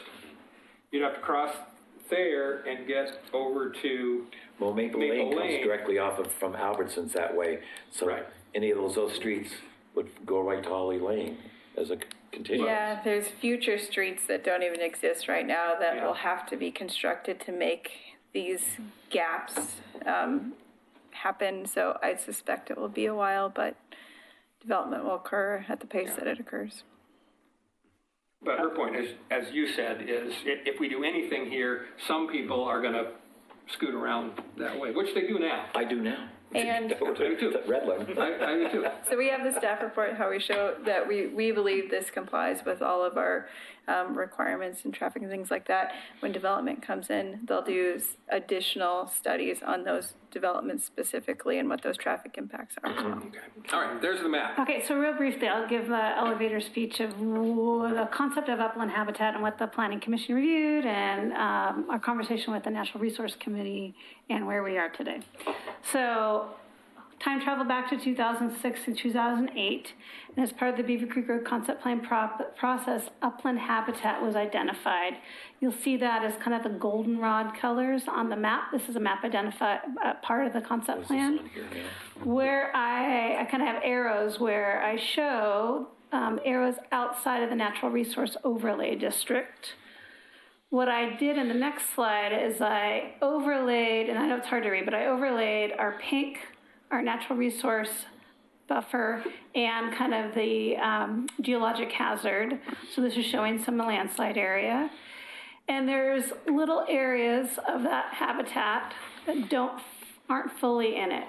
So 1 and 2 look like areas of a stream and a small wetland where there is additional habitat area outside our natural resource overlay district buffer.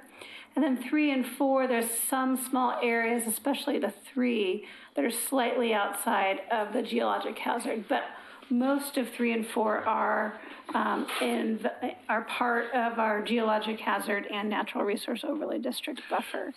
So what the Natural Resource Committee, the big concept they had was they wanted to do all we can as a city to ensure that we protect large habitat. And when there's ability to add to habitat to make it even larger, the better, because that is where we can pursue, and this is where I'm not a scientist, but we can protect upland habitat and protect places where birds and fish, birds and nematodes and frogs and all the critters we love have more places, whereas smaller isolated pockets aren't as helpful.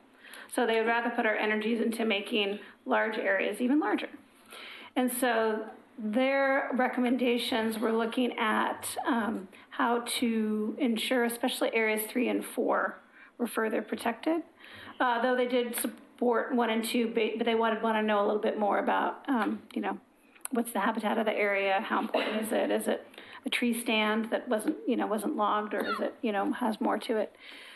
The Nancy Brashot's comments relate a little bit more to one option of how to implement that, and her recommendation is to build into the code ability to do density transfers in areas where there's upland habitat, but it's not protected in the geologic hazard or the natural resource overlay district. So that's something she would recommend, and that would have to be added into the code as ability to, which we do allow in our natural resource overlay district, is you can do some density transfers. And so that would be, we'd have to write code that would allow that density transfer. So lesser dense along the ridge line, but you could move that density further into the project area. What's the little black squiggly lines? What? What's the little black squiggly lines? Those are landslide areas. Those are scarps. The black lines, that is all the areas you see black are landslide areas? Correct. Existing or correct, previous? And that's inside that, the East Ridge Conservation Area. So the 490-foot elevation, which the plan has used kind of as their demarcation line, that's kind of just outside of this area right here. Right here. So where you see the 4. Oh, that's all in there, okay. Where you see the 4, that is almost all in that East Ridge Conservation Area, which is the steep hillside area. And one thing that Christina always brings up, and Bill Burns and Scott Burns have all come to say, if you put buildings in heavier cement on top of landslide areas, it kind of tends to push that landslide a little bit more further out, because the toe and all that. I don't understand it all myself, but if I see all these landslide areas, and we're going to build on top of that, what's it going to do to those landslide areas with all that impervious surface? So that's a geologic hazard. I do know that. Above it as well? Yeah, well, our geologic hazard area goes 50 foot to the west. 50 foot from where any of the known geologic hazard areas are. But I do know already that our engineering department is looking very closely at this east edge and trying to see, how far back that road needs to be moved. And so that level of analysis in the geologic hazard overlay district is definitely in their minds right now. My concern is I don't want to see 10 years from now here another Forest Edge Apartments or have something like that that caused such consternation with the city commission. Where's the big square goal that was on there originally? Was that included in here somewhere? The square. The last map, it showed this big, is that it right The over there to the conservation right? area that, There was This a is- square It's over area. here. Yeah, right here. Yeah, right there, is that? So this all is in the geologic hazard overlay. Okay, thank you. The upland habitat is, in some areas, it kind of skirts it a little bit. So that's what you're looking it's not a at one-to-one. Yeah, it on your really is map, just okay. this probably has more area that's upland habitat, where the geologic hazard, once again, kind of skirts in and out with topography. This one kind of skirts in and out a little bit with topography, so it's not 100% included. And that was the crux of our conversation was, is it included enough to show general compliance? If it is not, then the code would need to write, we would need to write some type of code to identify these areas. And either is it protected, or is there reduced density? Is there a density transfer? And so that's that conversation that the Planning Commission had. So, I'm not any specialist. I've listened to Christina for 10, 11 years now, and I've listened to Scott and Bill Burns, slide experts. Who are we getting to make sure that we're not doing it too close to those areas? I mean, I know you say 50 foot, but are we getting some really good? So the geologic hazard review is done for whenever this develops, and I can't tell you if it's tomorrow or in 15 years. We're doing a concept plan. It's going through our development review process. So our geologic hazard team with our in-house engineers and our third-party geotechnical engineer and an applicant's geotechnical engineer will review and place conditions as needed to ensure compliance with the overlay district. Okay, cool, thank you. Yeah. Yeah. Is there a situation here where, we could wrestle this issue tonight and make it right or make it wrong, but in 10, 15 years, when the development is getting closer there, will the staff see that and they know more 15 years from now when they look at it than we do today? Right. Are we helping the situation if we include it today, or are we possibly infringing the wrong direction? Oh, you asked the hard questions. I've been doing this for quite a while, and I find writing code is hard, right? Because you want to be clear and objective, and I always say you want to provide certainty and flexibility at the same time, which is really, a perfect code does both, which is kind of hard, certainty when you need it and flexibility when you need it. Because I've definitely been in a place where a code is written with so much certainty, you're all stuck in a corner trying to figure out how to get out. And you've had code that's too flexible, and it's hard to tell an applicant, no, you can't do that, and they say why, and you go, eh. So you are always trying to find that balance if you can get it. And so, this may be a question if there's a majority of the Planning Commission that feels that this issue has been reviewed and resolved at the Planning Commission level. They feel that it's been reviewed, but if the City Commission wants to look at it, the Planning Commission recommends X, Y, Z. This conversation with Ms. Richter said is when you make your recommendation, you can make some additional policy comments related to it if you want. How many years has this been going on, this particular concept plan? So the concept plan was adopted in 2008. It went through legal review. It was adopted in 2016. And for about a year, it's been going through the code amendment adoption process. This was, I thought Park Place was 2008. Is this the same year? Yeah. Yeah, we got funding in 2005. We started in 2006. Because I know So it took a Park Place couple years wasn't to get the annexed in adoption. until last year, and so this was annexed in back in 2008? Or No, this is the started concept plan. concept So plan? once again, annexations happened, as a side process, so. Okay, all right, just to clarify. Okay, I have a question. yes. What exactly did the Natural Resources Commission, did they want us to do? Did they want us to, look further into these properties, or just lay something on them that prevented, I'm trying to remember back, and my memory's not that good. Were they trying to prevent all development there, or just have it more conditions for development? Well, I don't want to speak on behalf of them, and Nancy Brushar's letter is not on behalf of them. She's the chair. They weren't able to meet last month, but she still felt it was important to get her comments in for the record. I'm going to pop up a little bit to more the 10,000 feet. I think they really felt that the more the city can do to increase habitat areas that are in, that are prime habitat areas, the city should pursue it. I mean, I'll take it at that kind of broad, and they, supported code amendments that did that. Okay. So they didn't have the Nats Eyelash comments yet. Okay, then let's look at it the other way. Let's say we don't add any additional protections to it, but then someone wants to develop something. The city can still say, well, okay, now you put in your application, we're looking at your project. Can the city step in at that point and say anything about the land? No, this is a clear and objective code. So if the areas that are upland habitat that are outside the Natural Resource Overlay District and geologic hazard, and once again, there's not a lot, but there's some, and there is wish to have more protection, this code amendment process is the time to do it. Now, if the applicant went through a master planning process, you could do that through the master planning process and kind of negotiate or support, have a mitigation, or if they wanted to do this, that could be a way to offset it, but not through the clear and objective process. The only exception? The trees would be protected by our existing tree mitigation code. Correct. But that's the only protection. Correct. But you can never replace an old tall tree for birds of prey.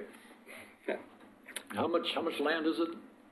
I don't, because I didn't get direction to move forward, I didn't do that specific analysis, but if you look, and I'll see if I can. Would the planning commission be one of the things that you're, I can't remember the word, that we say we'd like the city commission to look at this, or is that our role to say we'd like to have a little bit further land reserved for the upland? You have flexibility. If you want land reserved for upland habitat, I'd recommend keeping it here and doing that here. Then how do you know Because how they're much? going to want to make sure that you're signed off on to whatever those requirements actually say. Not being a geologist or anybody, a naturalist, how do we know how much is proper? I mean, who's to say we want 50 more feet, 100 more feet? How does the planning commission know what more needs to be done to make sure? Since if we don't do it now, it's too late later. It's a policy call, but there are maps that were adopted in the concept plan that had habitat areas, and so we have them mapped, so we have general idea. It's a policy call about how you want to, if you want to add other layers of protection and how big those are. But I mean, we have the map, so we can. Well, we don't have them here, though, to really look at that, right? No, because the direction from the planning commission was to not pursue it. And so this is, you received the comment in your packet, which is a reaction to that. Okay. So I have a question. So we currently have the NROD overlay that still is in place over this entire concept plan. Not the entire concept plan. Well, I mean, there's an NROD overlay in this area that we're discussing that's already in place to protect the natural resources that are in this area. Right? There's parts of, there's some trees in an area that are not in NROD and not in geologic hazards. Right. And so that's the question is, should we make up or create a special overlay district just to protect those? Or did we get there most of the way because we got most of the habitat areas? So is Brochard, Mrs. Brochard or whoever, is she asking to preserve those trees or just make the area wider? Or is she talking about just the trees? In her letter, I didn't see it. Yeah, it's the areas that aren't protected by the existing overlay district. So I think she's on NRC, but it sounds like from her personally. But I think NRC in general has, just as Christina mentioned before, advocated for more protection of habitat if you can. So I think her suggestion is that the NROD should be expanded and made larger. Well, not the Natural Resource Overlay District. Oh. I think more of should there be a mechanism in the code that further protects the upland habitat areas outside of the NROD or Natural Resource Overlay District. So we'd have to write the title and our tree protection code. We'd have to write new code because we don't have anything to. You have to create a whole new district equivalent to the NROD or the geologic hazard or whatever. Yeah, it's a lot of work. for Is that a because couple acres. birds and other animals, if they're too close to roads, their habitat will begin to diminish and move away, and they're, is Mrs. Brochot trying to protect those trees from too much noise and too much activity? Do you think just from being cut down?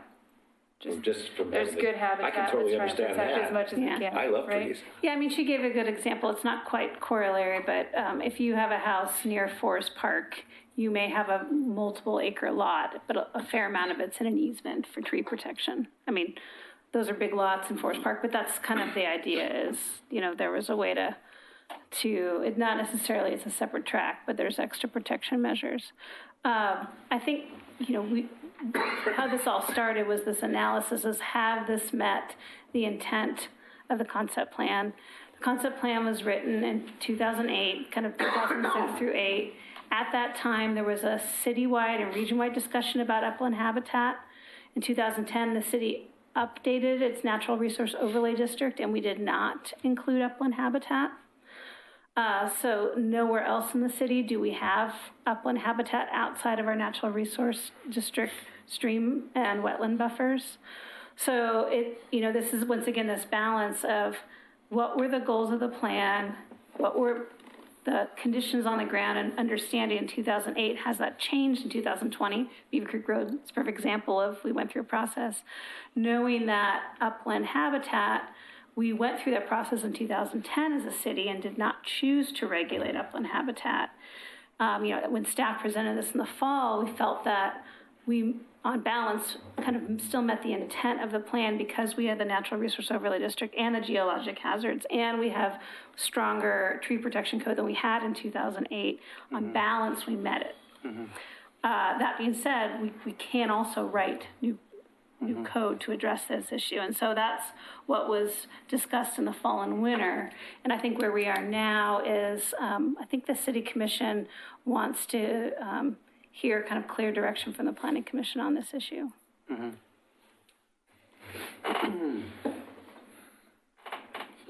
inclined to stick with the decision we made a couple months ago.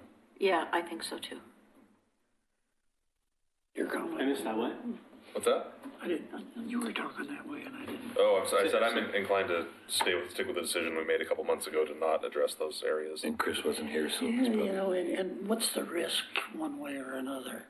If we say, no, we want to include it, and you got to write code, and you tell me it's 2 weeks to write code, or a month to write code, then I'd say, 2 weeks versus a whole lifetime of animals and birds and all that. Not that I'm saying we should, I'm just saying 2 weeks versus years of losing out. We've lost all the hawks and everything behind Park Place. But that's They've back all to gone my because of the point, trees though. gone. They may have a better crystal ball in Yeah, I know. 10 years from now, and they'll do it right. We're sit here and... But as she said, if we don't make the changes now, you can't do it later. This is being adopted as it is. So if you're going to make changes, you make it now. As I said, in Park Place, they cut down the trees, the hawks are gone, all the bird and wildlife that were up there, they're all gone now. Thanks. I mean, especially because this is essentially the defined edges of a tax lot. The owner of the tax lot presumably did the right thing to do this stuff, and now they want to restrict that and penalize that landowner for maintaining that habitat. So if you're going to place more restrictions on their property of development, you're penalizing that landowner for doing the quote right thing of maintaining. What do you mean? I'm not sure I follow you. Okay, so let's say that I owned this land and I was like, man, these trees are great, and I lived there for 30 years and I maintained them. I didn't cut them down even though I could have, and I kept it, nice and natural. Because I did that, now that habitat exists, and somebody else wants the city to regulate it so that I can't, myself or a future owner can't do anything with it. So that landowner is being penalized, potentially, by having restrictions placed on their property because they kept the natural habitat. But isn't that already in the district or the area? They're just saying not cutting the trees down? I think Commissioner Stoll brings a good point. Maybe less on these two because this is more residential and you can potentially move density, but this parcel right here is more of our campus and industrial zone. I'm sorry, our mixed-use employment zone. And this is more of our campus industrial zone. So You know, regulating the whole lot, even if there is code written, there will have to be some ability to develop on those lots if they come in as single lots. And I don't know, 2 of those. Are they owned by developers at this point? No. So we're not disturbing somebody who's already existing? No, but you also want to make sure that you don't write code that ends up so restricting the use of a property or nobody wants it. edging the point where you may be considered a taking. So you never want to write code where the city is precluding a reasonable use of the property. But isn't that what's happening over in Kenema now? They're going back and changing some of the roadways and all that to go back to what they were supposed to. I mean, again, I'm not real clear on that, but it seems to me that if you don't clarify it up front, if somebody buys in there later knows what they're up against because it's regulated. That's very true. But if you, it's too late afterwards, and I think that's what's happening in Kenema with some of the roads where I think John Lewis has come through, and I was reading some of it where they're trying to say that you encroached on the public property. Well, that right of way is different than zoning and permitted uses on private property. I mean, but if nobody's living there is what I'm saying, and it's not owned by anybody, then are we encroaching or telling somebody they can't do something with their property? I understand, Greg, I really do. It's owned by somebody. It's not owned by anybody. Well, sometimes it's public land. That's why I asked her. I didn't know. No, I think... Not disagreeing with you. Well, even if it's public land, somebody owns it. Yeah. I think that the parcels, I'm going to circle them. Kind of this was parcel 1 and this was parcel 2. Yep. I'll do it. I just want to understand, not arguing for it. The ones that are more in the industrials, those are going to be, we'll have to scratch our head a little bit more to see what further restrictions can we put on the tree removal, but also to a point where we're not restricting the ability to privately develop jobs.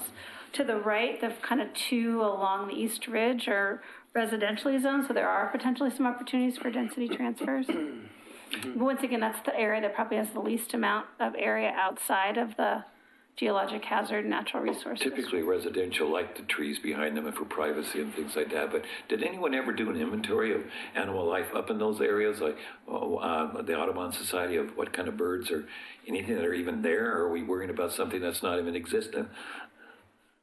So there was an initial analysis done in 2006 that created this. There was a inventory.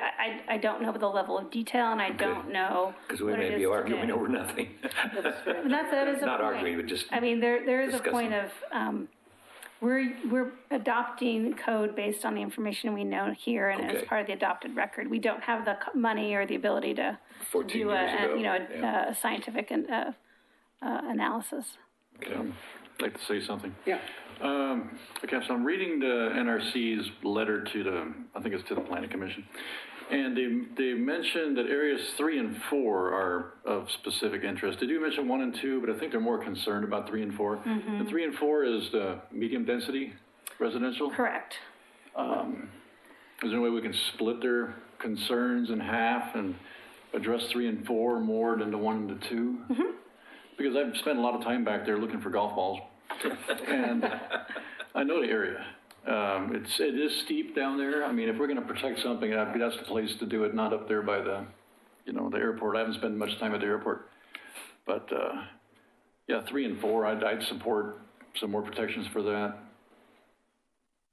Not sure anybody else would support that with me. Well, when you say more protections, what do you mean? For the trees. Well, they wanted to put, what was their hopes and dreams on it? Have it, extra protections put on it? I think it would be some type of overlay. I'm trying to think what our approach would be. Some type of overlay that allowed density transfers onto somewhere else on a development site to basically reduce the density and potentially put a. I wouldn't want to do that in the middle of an industrial park.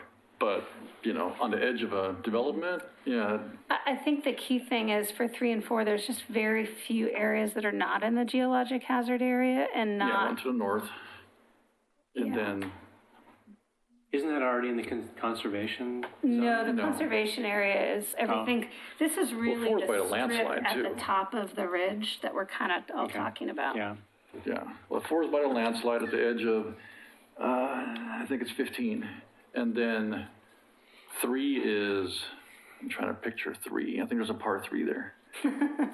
No, I think I shanked a bunch of balls in there though. Gotta get back to that. Okay, but yeah, I think 3 and 4 would. Can you something build I that would- up to that bigger map you A had? Yeah, I'm reasonable trying to see if I can get it recommendation. bigger. I'm really confused by this map. She's trying to find That's a why I look larger at map. 2 of them. Good.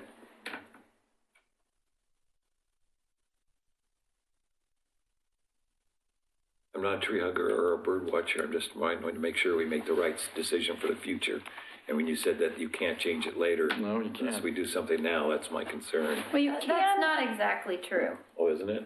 No, Isn't you that what can you said? always adopt a code amendment to change something later. The question that Commissioner Schlagenhofer asked was whether or not a development application, a subdivision, could serve to designate and protect these areas. And the answer is, unless it was with a master plan, the answer is no. You can always adopt a code amendment to change the code subsequently, But just then- like you're doing right now. But then, as Greg pointed out, if you're the owner of it, and then all of a sudden you're told, sorry, you can't use that land, that doesn't seem fair. It seems that you'd want to put something in place before somebody. But you're gonna Start tell that developing. property owner that potentially as a result of this discussion today. I mean, if you're gonna protect it, you're going to impose restrictions on what an owner can do with the land. But better now than later is what I thought I heard from Christina. Sorry. I think what Christina's saying is we're creating all these standards now. If you really want to do protection, we could include it in this package now. That doesn't preclude you from doing it later, but someone may develop in the meantime. Okay. Or you may not do it later. That's exactly what you said, right, Christina? Sure. Sorry, I'm trying to find The it. problem I'm having is I don't feel like I have enough information about what those areas really, 1 and 2 to me don't make a lot of sense. No. One of the things that they said in their letter was, I forget the exact word they used, but basically trying to contiguous to other protected areas, and 1 or 2 are not. They're little islands, so those are kind of different to me. But 3 and 4, I mean, I haven't been out there looking for golf balls. I don't know how much land we're talking about, and I don't know what it looks like and how much there is there that's valuable and deserves to be protected. So I'm having a real struggle trying to figure out what I want to do. I'm the same way. I don't know anything. I mean, other than a site visit, we go out there and tromp around and see. I don't know how we can. Exactly. But would we even Well- know by doing that? Yeah. And the number doesn't Right. have a line around it, so it's a vague reference to an area. They're not telling us how big they want to designate, unless they have given us that and we didn't look at it. Yeah, on the map, we can tell the size. That's the question. It was clear. So let's say, for the sake of argument, that we want to create a new overlay district and call it upland habitat or whatever. How long does that take? Like staff time, hours, and how, 2 weeks, month, actual staff hours? 3 years. Yeah, right, exactly, that's what I'm asking. Well, it's more than 2 weeks. Right. I would want to make sure, so we're talking about everything that the planning commission decided, but a lot of the comments you were provided was from the public outreach, and even among these small directions, we've kept going back out to the public to say, like, here's how we're going, do you have any comments on these issues? This is one of those that seems like a rather big one, so we'd probably want to go out and reach out to the public on this too, for some type of feedback. Writing code can happen quick, but this is a new overlay, which is Right. probably one of the slowest codes we can write. I think trying to think through how it works and how it interacts with other codes does take time. So trying to protect these few acres is going to delay this entire process by 3 or 4 months. It will. At best. At best. 3 or 4. Right. Dirk, you've been back there, Dirk, and you've seen it, most of us have. Is it the huge This area? is a map that GIS was able to, our GIS department, to take the concept plan map that had the upland habitats, so the one that I previously showed with the arrows, and looked at the, this was the map I was looking for, the geologic hazard overlay is in yellow. In pink is a natural resource overlay, so this is the stream of Thimble Creek at the bottom of the hill. This is the hillside. Where you see this goldenrod area are the areas outside of the geologic hazard in the natural resource overlay district. Okay, so 4 was that kind of ribbon-shaped one. Yeah, and that's looking very much completely included in the geologic hazard overlay. That's my question. It looks like it's already protected. Yeah, we were able to kind of, this was the map I was looking for, sorry I couldn't find it, but we were able to our best, this is just a geolocation work product, and trying to geolocate it and look at what the overlay districts would be. So where you have it outside the geologic hazard is here. So this is 1 still out, 2 still out, 3 some out, 4 all in. Looks like, I want to say definitively all in. So what we're really talking about is that big orange blob and 3 right there where your arrow is. Yeah, if 1 and 2 have been kind of discarded by the Planning Commission as it relates to, employment areas and smaller, then really it is looking at. And Dirk said he's been there and it's pretty area. steep. I'm wondering if that orange area steep. Well, 4 is in front of us right now. Let's just have one conversation at a time. So, It wouldn't be, if it was over 35% slope or within a 50-foot of that, then it would be in the overlay district, so we know it's not. okay, I just was listening to Dirk saying he'd been back there. Over 25%, sorry. So that's probably here Brenda, and here. I know there's slope kind of on both sides of this area. This is a flatter area because it's not in the geologic hazard. So there's trees in that area that she's concerned about. I was going to say, who would want to build a home on a cliff? So the Natural Resource Overlay District has not seen this map, just seen. Natural Resource Committee has not seen this map. This is a new map I was There were working trees in with our GIS 2006. department. Commissioner Johnson, you have a comment? Yeah, I think we're being asked to, from a city commission feedback is what I think I've heard, that the planning commission should look at it because of the INROD, was that?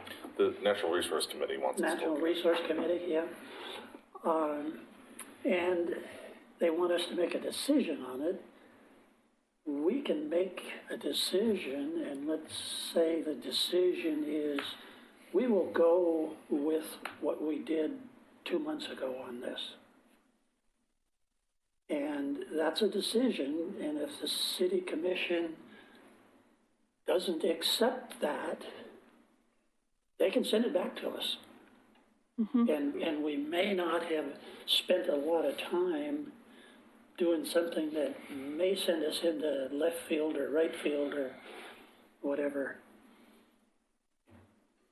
So if we're sending this to the city commission, then should we tell them that they should take note of that? Because if we don't say something to them, they may not understand what this discussion was about.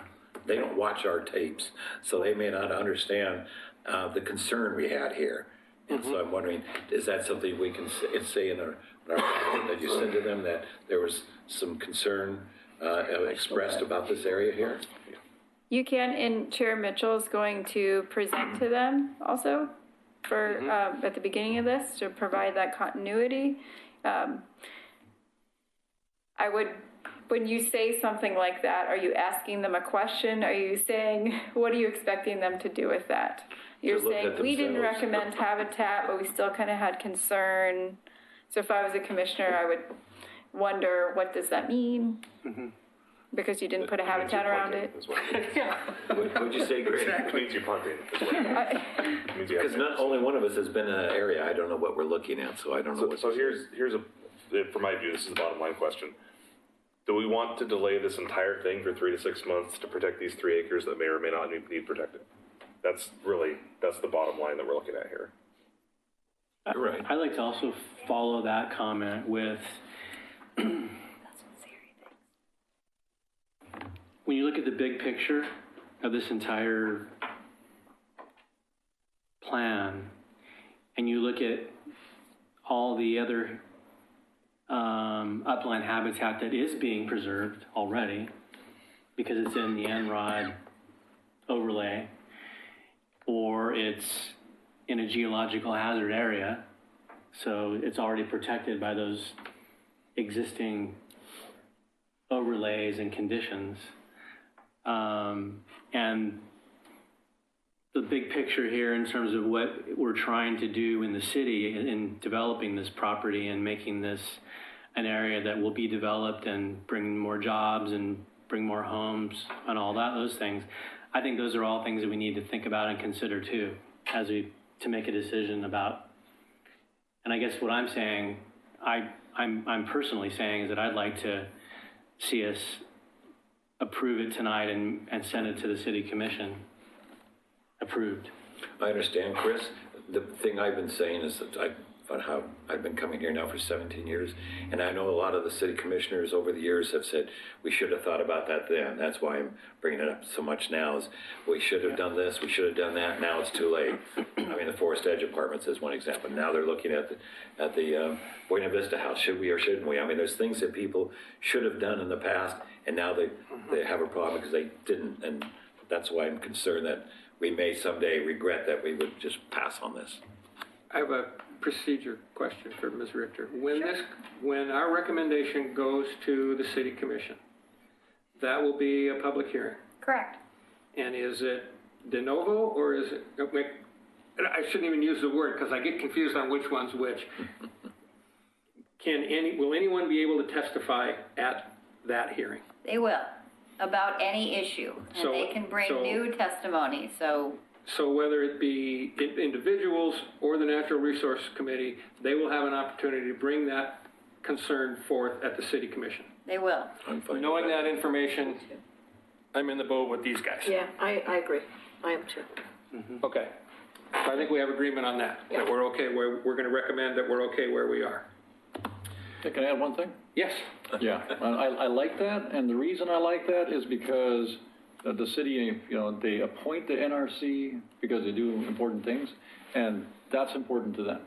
You know, we've got engineers, we've got all kinds of people working here, and they all do their own thing, and for the National Resources Committee, that's important. So as long as they can still bring that up, I'll support handing this up to the City Commission. Okay. Any other comments from commissioners? I just have one last comment. We're also relying on the city staff and all of the other consultants and people that have contributed to this over the years to get it to where it is today. So there's a lot of homework that's been done. There's a lot of information. There's a lot of layers of stuff that's, we're kind of looking at in a similar way as the city commission is going to be taking our recommendations. We're looking at this, all the work that's been done to date. So I feel confident that we have a lot of information that we're considering. We're not just making a sort of willy-nilly decision tonight, Right. Yeah. Thank you. Okay. Unless anybody else has anything, I think we're at the point of a motion, and Mr. Robertson Gardner has put up there our two motion options. So does somebody have a motion? With the 5 changes as identified? Yes. Does anybody want to hear those? Just to make sure we're in the same boat? Yes. No, I think we're good. Okay. Oh, I guess, Commissioner Gall wants to, let's hear. because we have a long discussion there. Proposed 1712-060C, 2, B, and C, not allowed drive-through. Oh, those changes, okay. 1737-060D, add language requiring 1 or 2. 1737-060D2, make sure the height is from the final grade, not the existing grade. 1737-060G, review the percentages. 1754-120E, remove the 15 seat requirement. I didn't know if something else got in there. All right. Is there a motion? I'll make a motion to approve LEG 190003, Beaver Creek Road Concept Plan. With the 5 changes? With the 5 changes. With those changes. Is there a second? Second. Moved and second. All right. Call a roll.